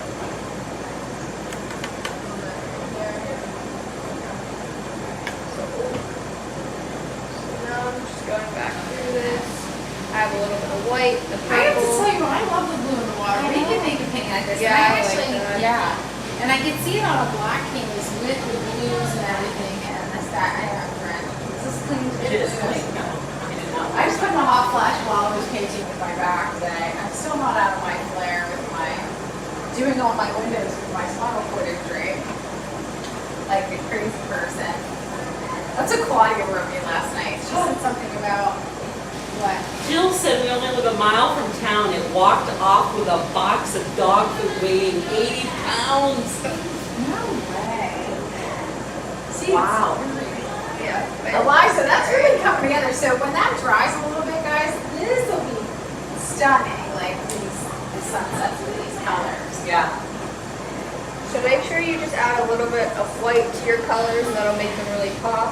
And then once I get closer to the bottom, I'm going to leave this dark here, just so that there's a little bit of a shadow underneath. And again, make sure you're lifting off your pressure in different areas as you come to the edges, so you can see that they're feathering off out there. A little bit of orange, some white. It's our roof there. It was getting hot. Was it? Yeah. I thought it was with my back. I'm like, maybe it's just me. I mean, it might be that too, but it was definitely hot. I'm glad I dressed for the beach. Yeah. You're all lucky I didn't come in my swimsuit. Hey, the pool's open. You can come swim. That's what we should do every day. Yeah. Go swim. Yeah. No one's gonna use it. Spencer was in it. Let me see the alien. I like that. You know what's so funny? You know how my son and Spencer look alike. And my own family, like her side said, "Is that boy over there?" I was like, "No, he's the best." Spencer said he could have just said, yeah, it is. Yeah, you could have just Acted like Yeah. no. Yeah. Where's Spencer? I don't know, he couldn't help. Poor boy. I hope he doesn't have sun poisoning. He's gonna be so No. bright and so tall. He said he's putting the SPF on every single day, and like he said and he's not a complainer. He said it's bad walking. He sent me a picture of himself. He's like flaming red all over. And they're back in the sun every single day, you know. He needs to apply it multiple yeah. times a day, even if he goes in the water, because then it Then washes it comes off. Yeah. Can you show to Eliza the hill? So if you want to do something like this, you come down a little bit, can you show like, if you wanted to add a little bit of like, you don't have to do it this heavy, but just show how you would add the streaks and Like white and little- orange? Yeah. Okay. So what? Will you hold that for a Yeah. minute? You take this away. So with this one, what we're gonna do is we can add a little bit of highlights with some white, some brighter orange in here, and this would be using the skinny part of your brush, little pressure, and you have to lift off in different points. So I'll just pull out a little bit of white off to the side, and then just using, kind of skipping around through here, adding a little bit of white. By the way, guys, whenever you do these like little sunsets, like we teach our kids too, like you can do like stuff like this with your finger, like put your finger Yeah. right in the light and right in there when they're small like that. And So someone our said- kids, like this is one of the ones our kids did, I think. Well, that one Yeah. has a little sailboat in Yeah, it, it's a but sailboat. someone said you could put like a little dolphin or a shark fin. Yeah, they love doing those. I love those. I did order one of those little tiny canvases this year. But this is one like similar color to like Eliza's doing, so you can do like little sunsets like this, little beach paintings like this. They're actually, people ask if they can have these all the time. They love these. So I'm just skipping back and forth. Oh my. You're dropping things. I tried to warn you. Uh-oh.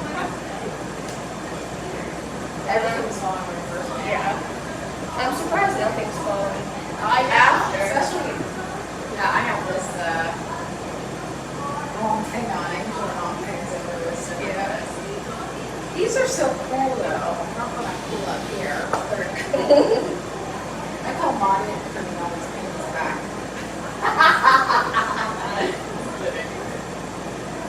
Just scuffing a little bit. I love it, Eliza. I think they look beautiful just where they are. There's holes down on the walls now. And I don't use a lot of paint with this either, because you don't want this to kind of take over your background. I add a little bit of some more purple at the top, just to brighten it up again. And you just add a little bit of plain white, and that'll kind of scuff a little bit through there. And I think that's good. So these ones, they're a little bit That'd be cool. brighter, but A little tiny dolphin in the silhouette in the background, like it's jumping. Oh, Yeah, that's yeah. We do this one with the kids, like, we do Dolphin. that, yeah, we do a little dolphin one. It's literally purple, white, and black for this, and a little white, but I can see a little dolphin jumping back there. Yeah, for sure. They love that we're creating a new painting, like right in front of them. Listen, I have to touch up those waves. yeah, in case they would. Could you do one of two things? Could you put some of the blue like up at the top by the purple, or put some of the purple Yeah, you can pink put like some blue in through here. down into the waves? Here, Liza, put some blue in there. Oh, right here it is. Okay, do you want to make this all cohesive right now? And then, you know what I think? I think we put a palm coming in from the side. I Let's do that. agree. Because we're gonna teach them how to do palm trees anyway. So I'll take a little bit of this darker blue. Yes, that's so when we jumped on that palm tree one, the pink one.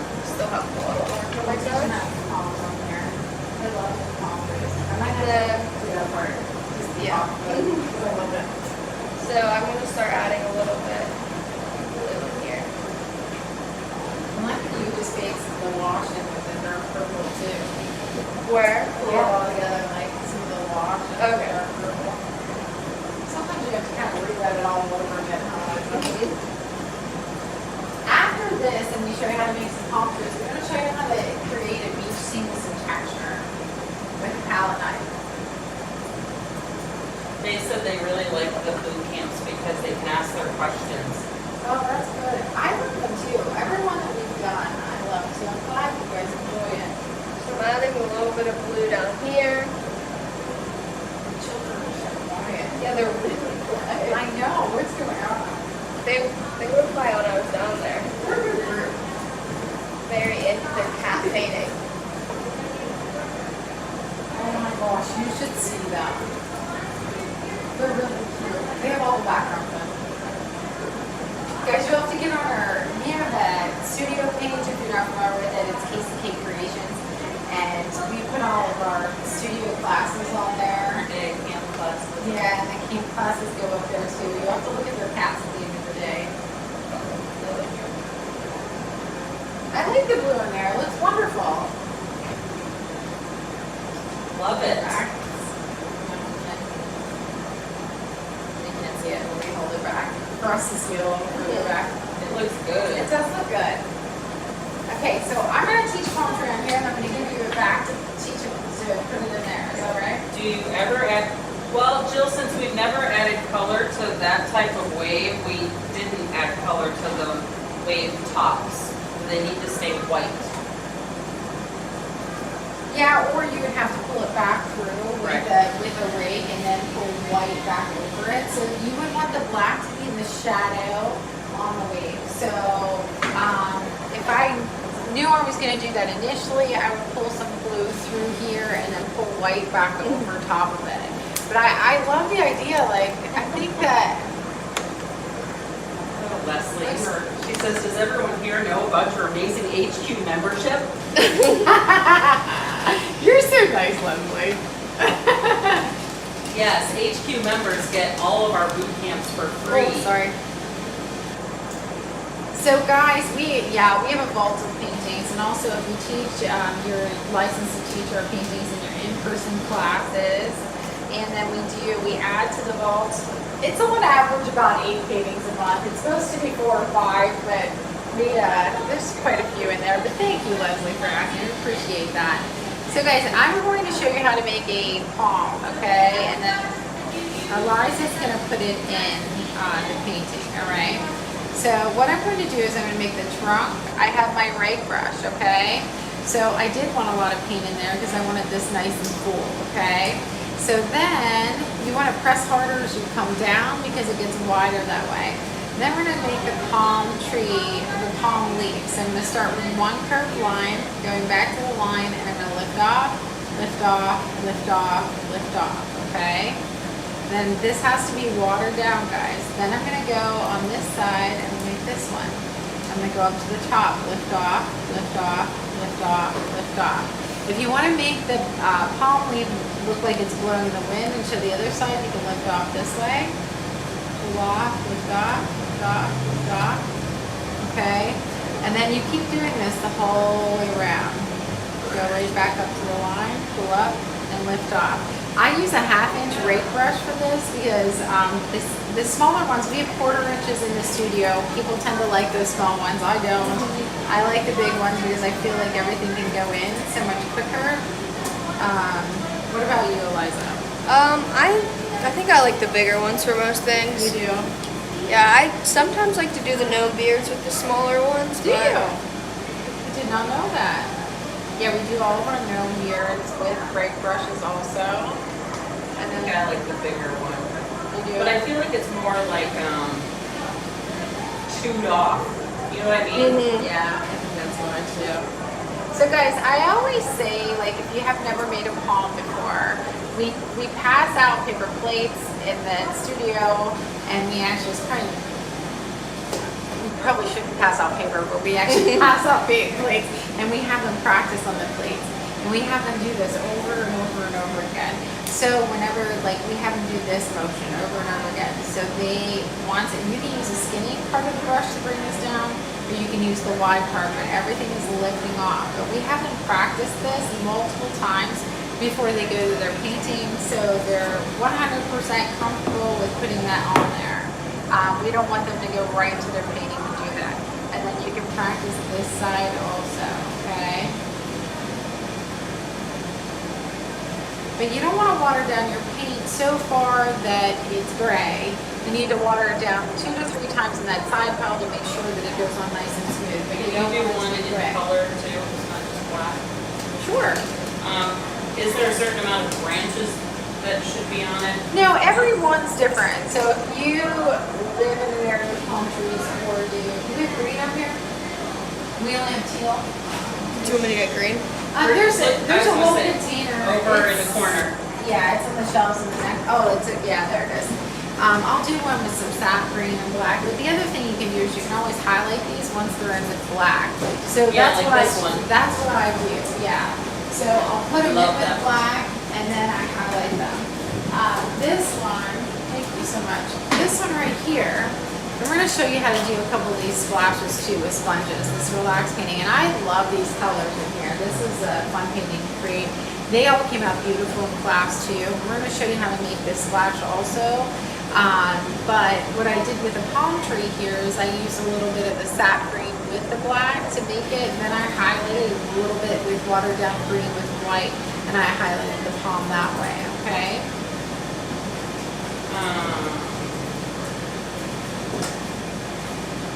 Could you use a palette knife to make a palm tree? So I think that for the actual trunk, you could, but I always like to get the darkness in first, guys. So I would still have black within this green. So making it a forest green to start, okay? So if I was doing, I would go like this, and then we start with a foresty green, okay? Let's just pretend the ones that's dry is like foresty green. Then I would go back and I would highlight with a little watered down lighter green with some white in it. And then you can also go back and highlight with this fluorescent yellow, because that looks fantastic. But you want to just go on here. This has to be watered down. It just stick to here. And you're just gonna go and highlight it like that. Maybe in a little bit more white.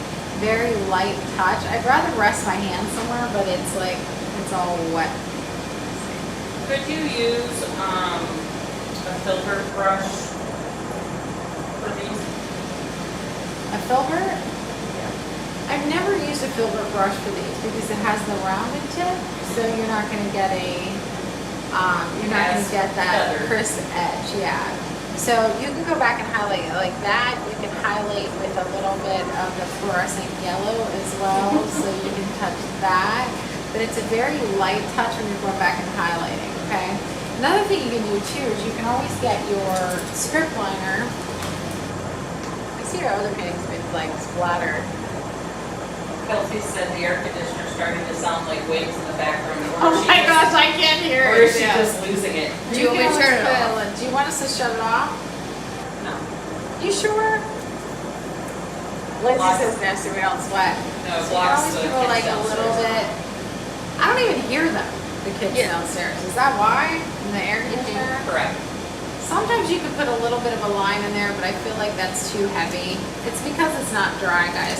What I would do is you generally put all of my palms in at one time, then go back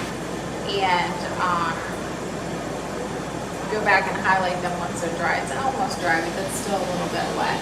So say I'm starting up here with the green, so you can see.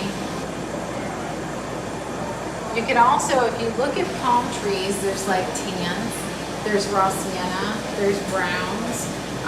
So you can definitely like highlight with different colors, but you can start like this. I just say that you need to use a little bit of black when you're starting, at least. I always like to go with what's darkest first and then go from there, okay? But then you would go and water down your white and you put a little bit of a highlight on here too. I'm trying to distill it. And do that on the other side as well. Does that make sense? Does anybody have questions on that? Let's do the. No. Okay. This one's probably dry over here. And I want to I have to put my hand in that one. So you can go and put a little bit of a highlight that way. Or you can take a little bit of a fluorescent. It has to be super dry for the fluorescent. That's the hardest word. I feel like I have a list when I say it. Just say, which Leslie knows when we built up the dinosaur painting, right, Leslie? Oh my goodness. They're hearing ocean waves crashing too now. But they said leave the air conditioner on. No, let's do this. No, literally, they said leave it on.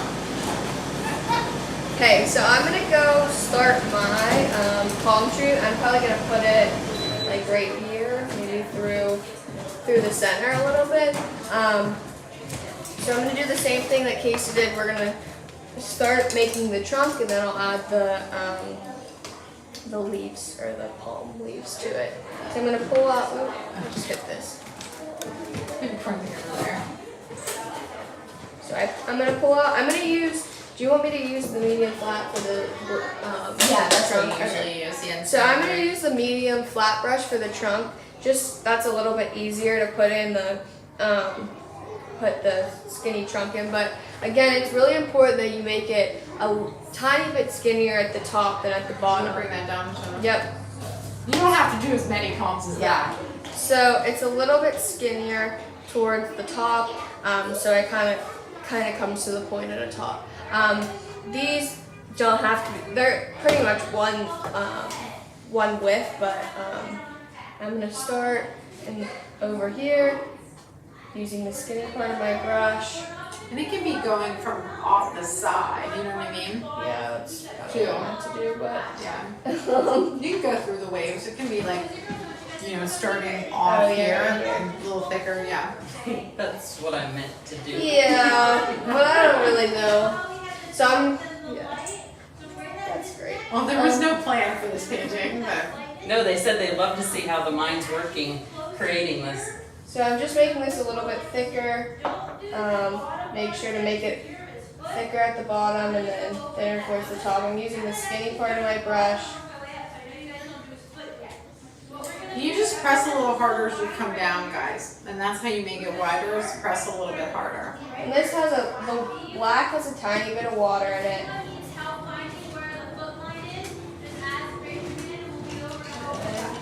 that I got a little bit skinnier up here. Add white to it. Let that out so it's lighter. We're not gonna go in this middle section here where his stomach is. Now you can probably really hear the. Yeah, I said turn the air conditioning back on. And we're gonna go up towards your Oh, because you're listening. Yeah, 'cause you can. Yeah. So I want you to Ronald's braiding when the girl's hair while she's painting. That's just, she's so sweet. We even seen Ronald because she was in the championships for yeah, softball stuff, softball. so she's finally back to work. what's your girl's And the kids love her. They always like, Yeah, they like attached. yeah, they attach her very quickly. So I'm gonna go to my rake brush again. I'm pulling this off to the side, watering it down, and then I'm gonna start making some of my palm blades. So you're pressing a little bit, and then you lift off. And then I gotta add a little bit more water to this paint, and then again you're just lifting, and these says other colors in there. I got a lot of green in there too. Yeah, those palms to highlight them too, they have to be pretty dry. It usually dries real quick, the black does, so when you highlight it has to be such a fine touch and it has to be watered down too. They're not smudged in with it, so it's hard to show that instantly. So I'm just pressing, and then I start to lift off for the little feathers, for the little leaves. You sound like me. Sometimes I do that. You know what I'm saying. There were some unique palm trees in Cancun. They looked more like, they were lower to the ground and it was like they had palm fronds. You know, like, I'll have to see if I can find one photo of it because they were so different. If you look at palm trees though, they are all different. Some are short and fat and stubby. Some are long with only a couple palms on the top. Some have a ton that are longer. Well, I feel like I took a picture of one because, yeah, look at these. Like, that's the palm tree. It's like just, you know what I mean? Like, Or some palm have fronds that or too, whatever. yeah. Because I remember saying, I'm taking a picture of this, showing Casey.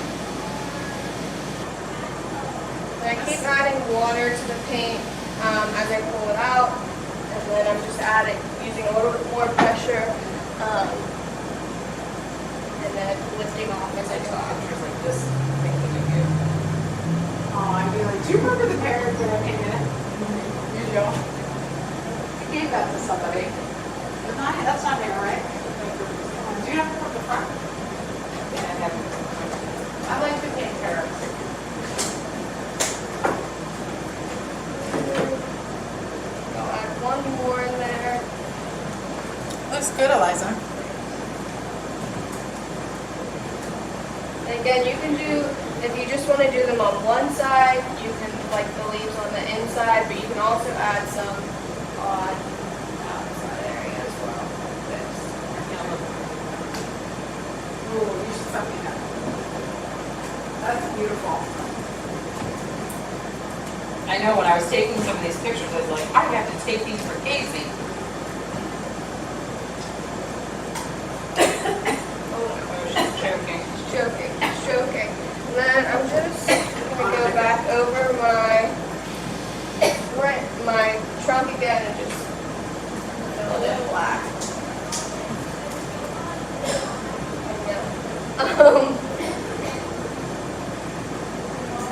So I'm just pulling a few more.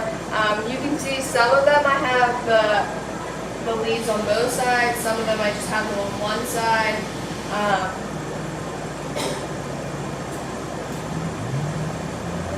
If you wanted to add coconuts to the tree, Do we have any up here? We Coconuts? did. We have ones downstairs. We didn't grab those. which painting was it that we just did? I feel They like did have. What painting did we just do? It's like, hold on. Was there a gnome with it? Yes. It was the beach gnome. It had Beach three. gnome. So that you would have your circles in through here. I say the like little stems in through here. I was just gonna show you guys north one too. There's north one. But you would make them in through here. I generally do 3 or 5. Right, Yeah. yeah, I always do 3 for some reason. But you would make the circles. If you want me to show that, I can on another canvas. In black first, and then I can highlight them real quick. I think I'm done choking. Went in the other room because I thought I was really going to choke. My word. We have another canvas for this spot. I can use this one I'm using. Okay. So I'm going to get a round brush. The chicken was lodged. Like, what are you talking about? We're all chokers in here. The one day Lexi was like choking to death. She says she chokes over nothing though. So you would make them round. And I generally put them like this.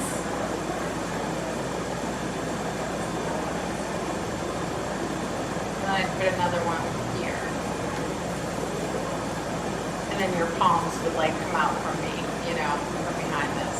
Your palms coming out, okay? And then let's get that to dry really fast. Okay, where's our plate with some browns? This is our texture plate. I'm going to show you that next. So what you would do to highlight this, it's still pretty wet, but you would get a little bit of your brown and you'd go right inside the black area, okay? Leave a little bit of like the black outline on the outside because it helps create some dimension. I think you can hear me with that on. Yeah. You know we have the air conditioner right here too. I just thought of that where I was choking.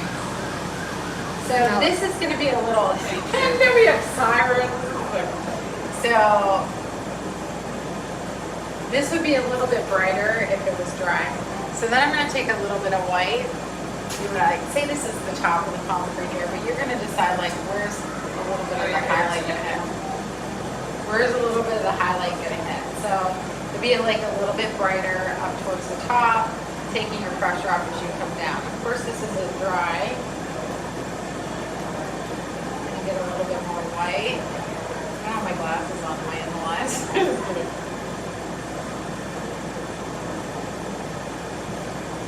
So then you would brighten a little bit more towards the top. And I'd give that a little bit more color if it was dry, but you want a little bit of highlight on one side. Even if your light was coming from this side, then you'd have here and here and here. And so you can do that right in the center of your palm tree in here, okay? All right, Eliza Dion.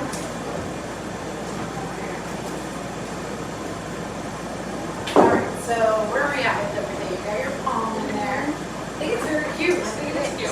So since that is kind of a silhouette, I would not put any color on there. You could put a little white highlight on it if you wanted to, you know. But I think we'll move on to, let's show them some texture. Is that right? So let's do a little with the, kind of like this. Can I reference this?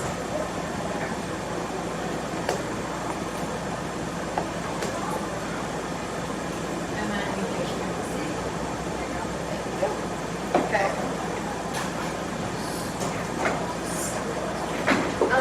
So we're going to start using the texture, which we do with a palette knife. So we have 2 types of texture here.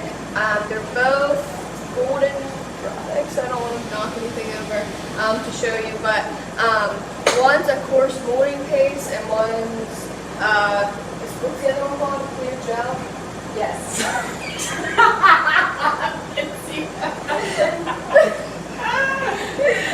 Okay.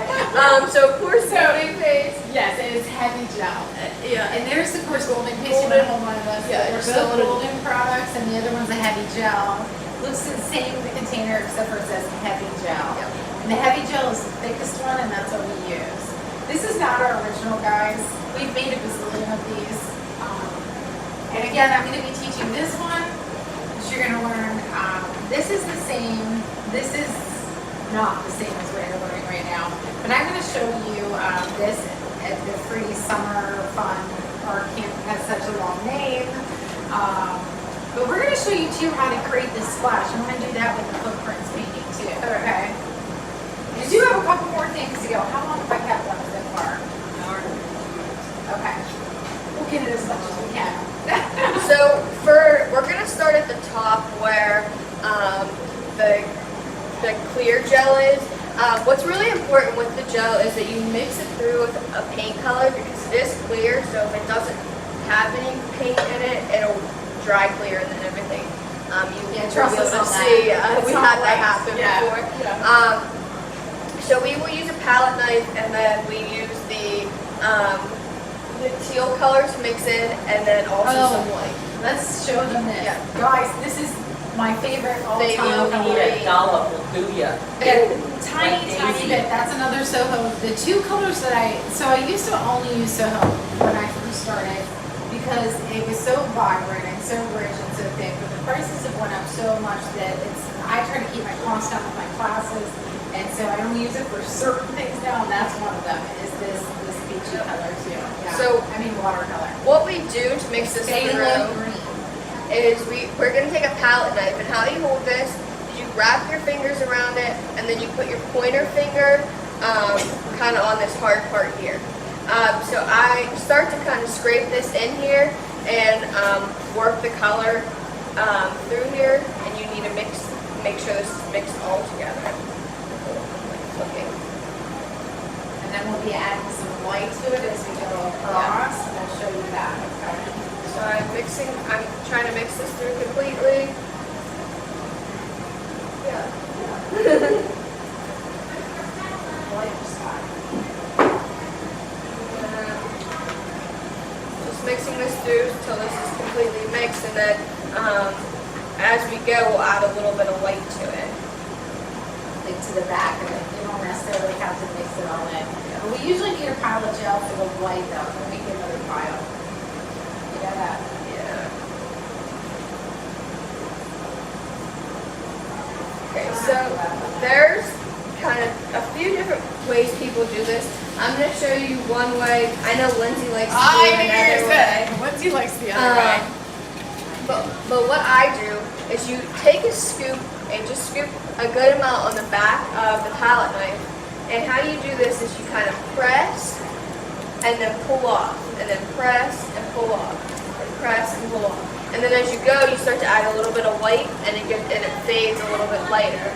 This really light white part down here we'll add in after we get the rest in. But the other way you can do it is kind of just tap this in here, and that's the way Lindsay likes to do it. Okay. So I'm going to start in this corner up here. I've scooped a pretty good amount on the back of my palette knife, and I start, I'm pressing, and I'm pulling off. Pressing, pulling off. Pressing, and then I start to add a little bit more. Pressing. And one thing you want to make sure is if you can see, kind of see where I can see my, the back of, or the canvas, you want to make sure that gets all covered. And then what I'm going to start to do is add a little, I just want to get this all up here. So I'm pressing, pulling off, pressing, pulling off. And then I'm going to start to add a little bit of white on the back here. So I have some white on there. And then I'm starting to add this through here. So I'm doing the same thing, pressing, pulling off. And you want to gradually fade this white in here. You don't want it completely. They still hanging with us, Lindsay? They are just like blending, you don't want like the bands of color. Yeah, so starting to slowly add white to this. And then as you go, it gets a little bit lighter. So I press, pull off. The other way you can do it, that Lindsay likes to do, is you kind of just tap it like this. I'm smoothing that out now, but that's Lindsay. I think there's a Lindsay, chunk I here. like to tap. So she's not the only one. When we've done, other classes, a lot of people do it that way too, and they both look beautiful. Yeah. Liza does it like this. We've because done this I- with I really memory like care. We took this into the sort of memory care unit Uh-huh. because This it's is real so gorgeous, easy. and it's so easy. We've done this with children, we've Yes. done it with adults. We have probably all in all probably had 20 plus classes. Oh, at least. Of this easy, probably. Yeah. They all turn on. Every single one is gorgeous. Gorgeous. Everyone. Yeah. Everyone. So as she would go over, it would get a little bit lighter and lighter. So when she does that, she's putting the weight on the back of her palette knife. And then she'll also like bring some back up through here. You can always take your dark and pull it back through too. But everyone's has a different spin on it too. Because everyone holds the palette knife a little bit differently. Don't you agree? The strokes a little bit different. And then she's going to, so a lot of people, they like to have their line drawn in with a pencil when they start. We give them a pencil and they put their wavy line in. Sorry, I smell like chicken. And, this we're going to show you how to work with white gel, heavy gel, the gel that you just used but with white in it. And she's going to tap it and bring it up through this area. So that's where the tapping will come in and make Lindsay happy. But if you see something like your eye draws to a line, just like you were painting a canvas, and there's like this gold area that's dark, or this one area that's completely white, that's where you want to go and tap right back through it, just a little bit. You can always kind of scrape an area off, or Yeah, that too. I don't think we've ever really had to do that. So do you remember Addie Deal when she was younger, and then she had one that was like 2 inches thick? She kept getting it out of the bucket. Oh, like, I think your gosh. painting cost $50 just for the gel. It's so funny. I'm just trying to make sure I cover them good, and then I'm gonna mix the other. Yeah, I have it right here for you. And then I'll give you the other palette knife. I'll wipe that off for you. Guys, don't let this dry on your palette knives. It'll dry hard as a brick. And by the way, I can tell you, like, our samples of these paintings, the original I donated to Nursing Home because they wanted to buy it, so I donated it to put them where. But these last, so how many times has it dropped? Yeah. Like, all of these, like, nothing falls off. This is professional grade products. Like, I love gold products. I'm not a master of them. So I'm just mixing a little bit of the white through here. Just again, make sure you mix this completely through because your gel is clear. I love this part too.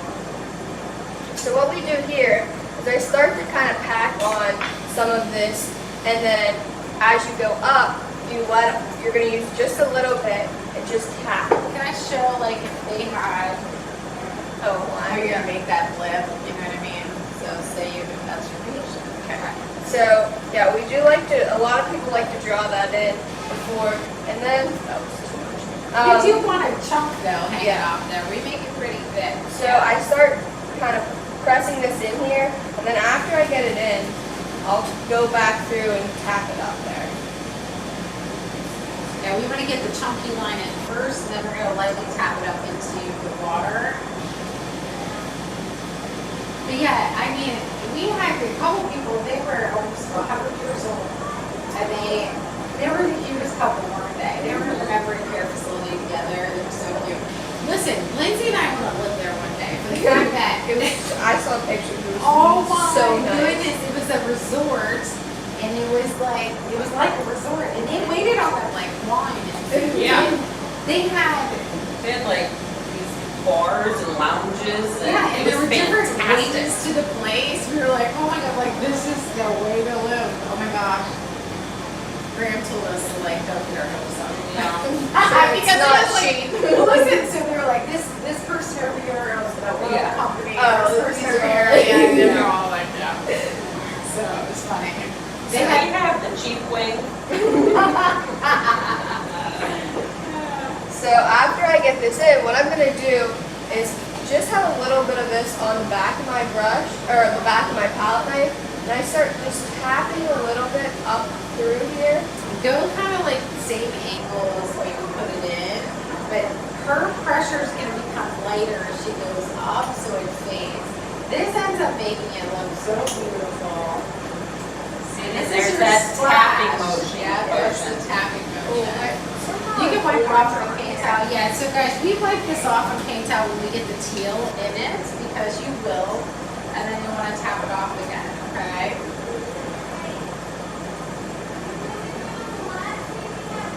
So then, start to tap this. And then I How kinda far you wipe wanna it. bring it up is up to you. I bring mine like, quite far up, but just a little touch of it here and there. Yeah, your pressure comes off. Yeah. Everybody's a little bit different. This makes me wanna paint this again. We just had this in class again, too. Did we?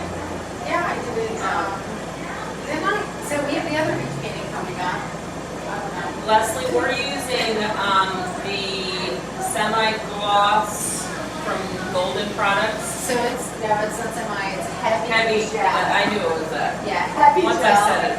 Heavy gel. But you have to mix it with color, even white, because otherwise it will dry clear.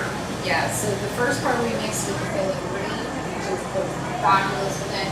And then the next part we just mixed white with it for this, you know, a little bit of a splash on the end. These, I just can't even tell you how happy people are when they Stunning. make these paintings. Because we do bigger panels of them, as you can see. We're just doing a sample one here. But they leave with an incredible painting. Like, they all tell me how much they love it. Same with you. And then we're going to show you how to build an easy beach too. But yeah, mixing it with color is key. What is See the, how light she's touching it as she goes up? Very, very what is light. the name of the medium you're using? So it's a Golden product. Here, I'm gonna hold up the jar so they can see it. So we buy this in gallons, but this is whenever they were out of the gallons, I ordered the 32 ounce. And so it's golden. Do you see this? This is for the beach coarse molding paste. The top one, we didn't bring the bucket up here, but it's called heavy gel and it's golden product, okay? So same thing as that, but it says heavy gel. Okay? Take that. So now Eliza's going to show you how to make a beach. Okay, so you're gonna again stay with your palette knife, but this time we have the coarse molding paste, and then the brown, the tan, and the white. And you can kind of mix this however you like your sand. Like if you want it to be like a whiter sand, you can use different, like a lighter color. Some people like it darker, just a personal The preference. beige, you can Yeah. use this beige brown. Always start out a little lighter. You can always make it darker. We barely put, like I don't put any of that Van Dyke brown in there usually. That's to make a shadow under the wave. Also have some seashells ready, some starfish. Like we have a few here. Here's some sea glass you can put in it. We offer these in class too. New stuff. We have these big starfish as well that we offer in class also. You can also, if you collect seashells from, Yeah. you know, We have vacation. tons of these in class, lots of seashells. Yeah. I think what else I have in this pretty bag. So I'm just starting to, again, mix this through here. Look at these little ones I just got. Oh, yeah. I mean, they're not as little as the other ones. They're like a medium size. I'm getting ready for this because we have a ton for this new beach painting coming up. Look how cute these little ones are. This would be perfect for this size. Yeah. It's darling. There's all kind of beach stuff guys you get. We have every color of sea glass. People bring their seashells though from vacation also, and they make it their own for sure. But we've seen these beaches all different shades, like very, very light, like siesta key, to very to darker. And then we'll highlight this by tapping as well. So you're gonna like put it on like your icing cake initially. You're gonna make it a little thicker underneath your wave, and then we're gonna tap it out, make Lindsay happy. That's what we do is we tap them out. You can keep it smooth though. Yeah. People keep it smooth. This one here that you guys have the free tutorial for, this one's smooth, like you've iced a cake. But Eliza's gonna do the one where you tap out, like this one that you see up here. She's gonna do that one for you first, right? We're all together. Because you already have the free tutorial on this one. So I'm gonna start just, again, grabbing a little bit on the back of my palette knife. You kind of have to just push this up into that white to get it into the line there. We usually put these flat, guys, whenever they start with this, because you're gonna have to press the seashells flat and everything. Everything stays pretty good, but if you have a big conch shell or something like that, you do have to pack some of it around it, you know, to hold it in place. And then let them lay flat for a day or two, and then you get the hang of it.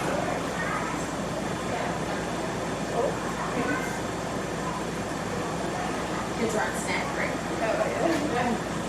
Hopefully, I brought in a bunch of stuff today, and not a bunch, but not pizzas like that. The pizzas went yesterday. They ate pizza. Yeah. You know what I think, since I had the ice cream truck in the last camp, we're gonna do it again. Guys, listen to this. Listen to this. We're having this big community day thing here next month, and the lady from the ice cream truck that we have food trucks and everything out front, and she stopped during art camp. So like the kids are gonna want to go out to the. So you didn't have her come? Or no, she just showed up. She was like, I just want to solidify everything. I'm like, you were here during art camp with an ice cream truck. Oh, I thought you like asked her to come. No. So of course we had to get them ice cream, but I'm gonna have to have this camp too. I'll have her back. But it was funny because they were all like standing by the door, you know. Yeah, I didn't realize that was how that Yeah, I was went like, was that planned? Yeah. Has to be. I know. So I'm just putting, like, scraping the rest of this on here. Oh, and then I'll show you how to do the rest, to tap it out. Guys, sorry we're quickly going through this. It's just, I know we're keeping you a long time, but I want to show you multiple techniques to build beaches, because there's so many ways to do it. So many ways. And then you can add lighthouses, palm trees, you can add boats, you can add, there's all kind of things. You can add like the cattails and everything. You can add like one of those boardwalks, like going to the beach. There's so many things. And I have to pull some of those paintings. I think they're up high. I have a couple, unless I give them away with the boardwalk, like going to the beach, the dock, like putting them with the dock on it. So now what I'm doing is I'm just taking the back of the palette knife and I'm just tapping. So I'm lifting up and tapping. Any questions, Liz? No? I do want to give away one of our t-shirts. There's not a lot left, so. See, I think there's just, is there large, extra large, and there's 2X left, couple. So let's pick one, two. And then after you tap that in, the other thing you can do is take your brown brush and you can take dark brown paint and water it down and then put it on the line. Yeah, to make a little bit of shadow like we did before. So like this shadow here. Yep. And you have to water it down, guys. Thin sticks to thick. Always remember that. Thin sticks to thick. Thick does not stick to thick. She's just using, ours is number 6, but it could be, number 6 is all, every company's different, so, but it's not a teeny tiny one.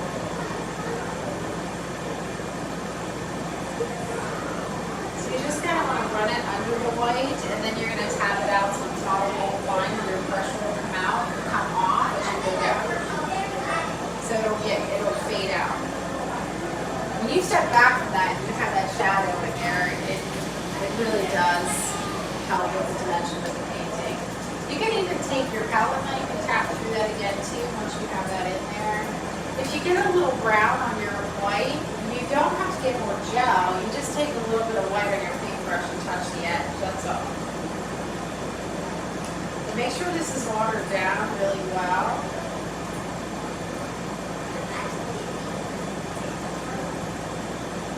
Katie just said, she's so pretty enjoying. That's my daughter, guys. I sent her a picture of Eliza and she put the peel.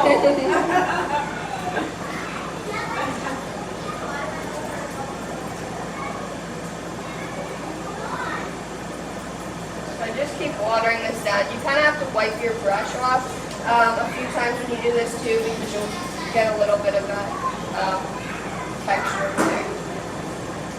I said I was so mesmerized by Eliza putting the beach in, I had forgotten that I had picked someone a couple minutes ago, for Charlene Templeton for a free tutorial. Oh, hi Charlene, how are you? Congratulations. She said her camp is beach themed, so she's gonna paint her own. Oh, you're kidding. That's so awesome. Jill says she's gonna take the grands to the beach to hunt for treasures, then do this with them. Oh, that's such a That's great fun. idea. That's a great idea. So what I'm doing now is I just took a little bit of the brown on the back of my palette knife and I'm just tapping this down through here. Yeah, you want to blend it out. This is one thing that we would see with people that they have a very bold line there. So you do want to blend it out. You can just get a little of your light color and tap through that and it blends it out. Then I would wipe off my palette knife on my paint towel, get a little white on the back of my my palette knife, and get it through there too. So a little bit of brown, a little bit of white, get the contrast. Sorry, I know you were doing brown. Yeah, just do the same thing, just tap a little bit of white on it. Some highlights on the sand. And it shows up real nice when it dries. You can see that. I love how it dries, how it looks when it dries.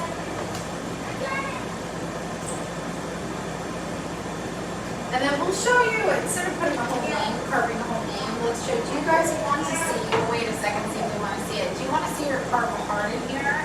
So you have an idea, well, actually that's in this tutorial, so we won't keep them for that. But that's in this tutorial, how to put a name, a date, a heart, something like that in there. So we'll skip that since they have this, is that all right? Yeah. But let's show them how to press in some sea glass or some seashells, put a couple of things on there. So with the smaller pieces of sea glass, you can kind of just stick them in here. But with some of these bigger pieces, what you have to do is kind of take a paintbrush. Take a paintbrush, and then you'll take some of that that texture, and you kind of paint it around the edges, and that'll make it stick on there. And that's if your texture isn't really thick too. If you have a flatter shell and it's not heavy, you can just press it in. And you definitely want to make this at least 1/4 inch thick so you can get it, everything in there real well. And I suggest if you're going to do a name, a date, or heart or something like that, you do that first before you put your shells in, so you know. You can press it. I like these little ones I got. Do you like these little tiny? I got a Yeah, bag I of do these too. I from love those. Amazon. They're like just little tiny shells. Because we have so many bags of big shells or baskets of that. With baskets and baskets. And everyone wants the little ones. It's so hard to find. There. And the conches. Yeah. Conches. They take those too. Conch. And you never said that before. Conches. Sounds weird. Probably like honk eye or something. I'm surprised you're looking it up. But, and then the other thing you do with this, guys, is I did this with this thing. Oh, we have to show this, Eliza, because we brought it up here. This very fine glitter. This is from Walmart, and it is so fine. I put it, I don't know if you can see it in here. Gorgeous. Like, I put it on this painting. It is stunning. Everybody that walks in, it says, by our front door says, I don't know if you can see that though, but like, while this is wet, you can always sprinkle some of this on here. I also took the liberty of putting some glitter spray on it too. We can bring that up here. I think we're good right Yeah, there. she did. Oh yeah, I have this over there already too. But so this is our favorite glitter spray. It is gorgeous. There's a couple different, they're multi, gold, and silver. We like the multi, so it's fantastic. So I did both on this other painting, but our original beaches like this, we never spray. Nope, Yeah, but I like it though. I do too. I think a little sprinkle in the beach would be Oh. great. Yeah. That fine glitter. Glitter, everything. Glitter and gold. Shirts, glitter, everything. I love the little tiny seashells Yeah. too. Do you want one of these new ones? The medium size? I don't know if I'll do it. No, a little bit. These are cute though. I think they are cute, the little tiny ones. Guys, what do you think about making this kind of beach? I love to make this kind of beach. Yeah, they're loving it. So this other one that I just showed you with all the glitter, the water's done differently. Yep. So that's a whole other thing. On Sunday, you can watch that Yep. for free, Yep. if you want. This looks so cute, Eliza. We're gonna hang it. It's super fine glitter It is. from Walmart. I like the sea glass too on those little. I do too. Okay, so we have that. I just want to show you guys one more thing. One more thing. Guys, did you? This will fall off the wall. Oh, sure. Oh, dear. Yeah, he did it. It's just coming forward. It's just gonna come on the floor. Yes, Kelsey, glitter makes everything better, except if you're a teacher. Did you do this at all before? Do you want me to? Yeah, you- Okay, let's put that somewhere. So I'll have that a little. Yeah, when you're using the texture and everything, you do need to let it dry, usually overnight or, Yeah, lay it flat to dry, guys. Flat to dry. Okay, does everybody have just a little bit more time? If not, they can watch the replay. Oh my gosh. I'm running out of stuff. Okay, I'm gonna show you guys another thing here. And I want to see what canvas we can use without putting something in again. I'm gonna paint over something. So guys, I want to show you how to make this splash. And I have to tell you, like, we did a group of 80 at one time of this. Church came for a day of fellowship, and we did this at class like several times already. And we did a couple other fundraisers with this too, and these come out beautifully. So I just want to show you that really quick. What I might do is just, if you don't mind, I'm going to use this right here on this painting, okay? So I'm going to get my sea sponge. Let's actually just start, I might start down right above your land here. So if you need the links, you have the links to the sea sponge in this, right? This is white here. So what we want to do with our sea sponge, guys, you're going to find a good part that you like, first of all. You're going to wet it and you're going to like dry it off. You just want to soften it. I don't know if this is the sea sponge. Let me see. Not that one either. It might be this one. I only brought 3 pieces up here. So you have to dry it off though. We don't want any water in it, okay? So initially what I do is I'll get my flat brush, and around the edge, you're gonna want like kind of pure white around the edge, okay? So we'll get some white there.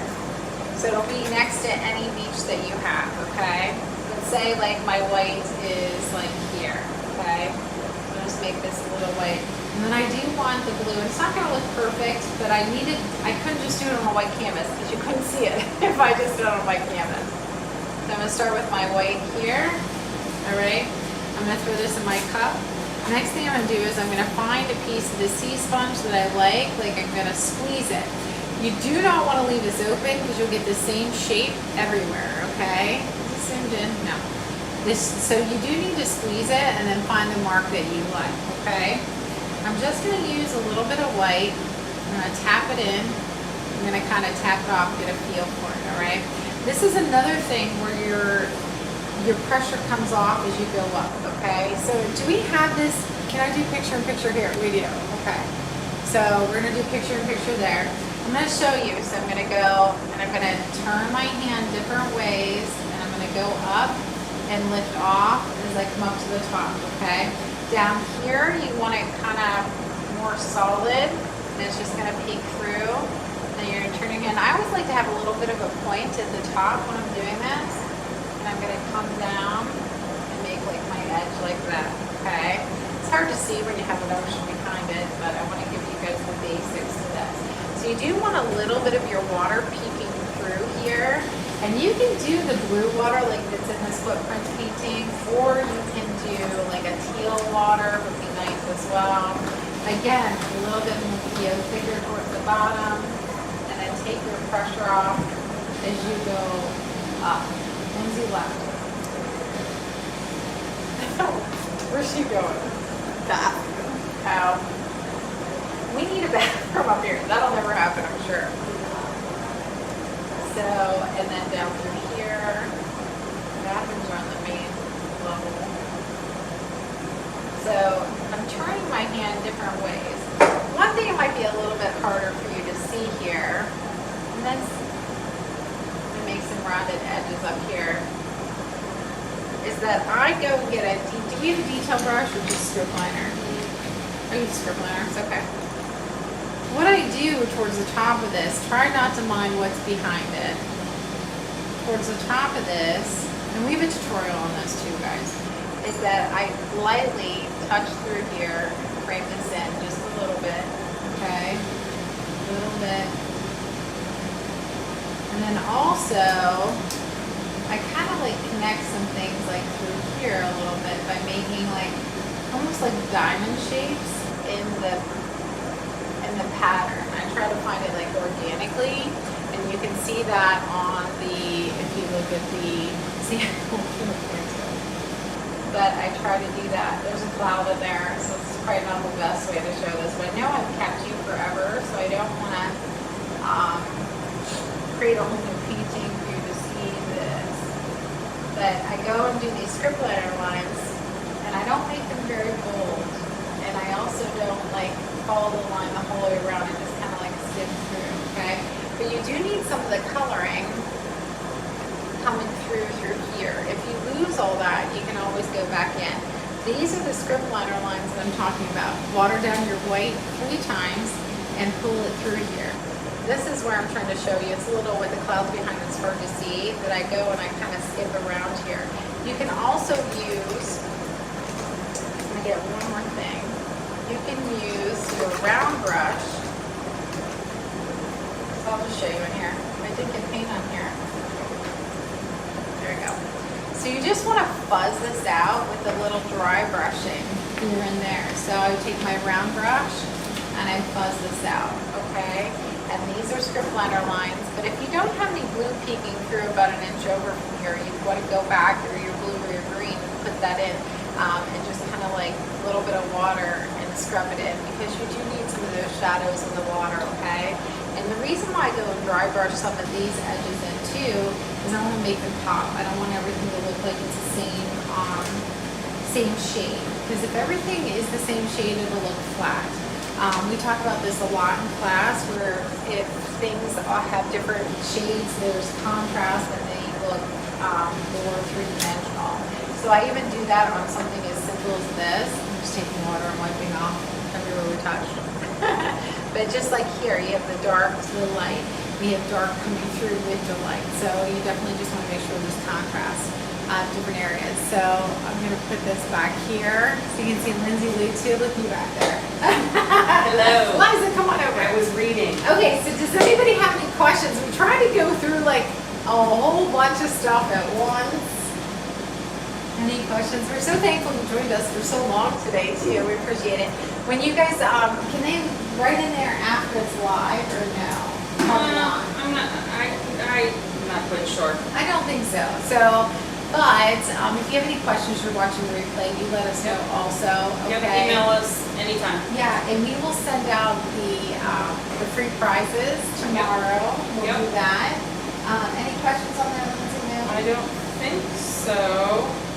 Jill said she I saw where someone would take nice shells in their pocket at the beach and toss them out for their grandkids to find. I'm debating on doing that for this painting, but is that deceiving? No, it's okay to trick them. That's cute though, that's so nice, because it is hard to find nice shells. It I is. found, if you ever go to Florida though, we used to live in Sarasota, but initially we lived in St. Pete when we got there. They have a place called Tarpon Springs where they have some awesome sponges there. Oh, Yeah, that's cool. They do, yeah. Yeah. So I hope you guys enjoy the rest of your day. Please message us and show us your beach paintings if you create any. We would love to see them. Don't forget about the free bonus one, the one that says Caitlin, my daughter's name on it. Don't forget you have that as well. Those of you in our membership, you have a lot of these beach paintings too. Like you have this one.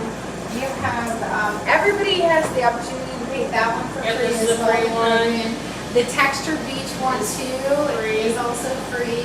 If you want to look at some of the free sunsets to get some ideas for your The cross one, I your believe, is a free skies, one. yeah, the cross one. So you can definitely, you're going to learn a whole bunch of different tools, and you're going to start being like, oh, I can paint that when you see it. Yep. And so I can't wait when I see things like that. I love that so much. Makes my day.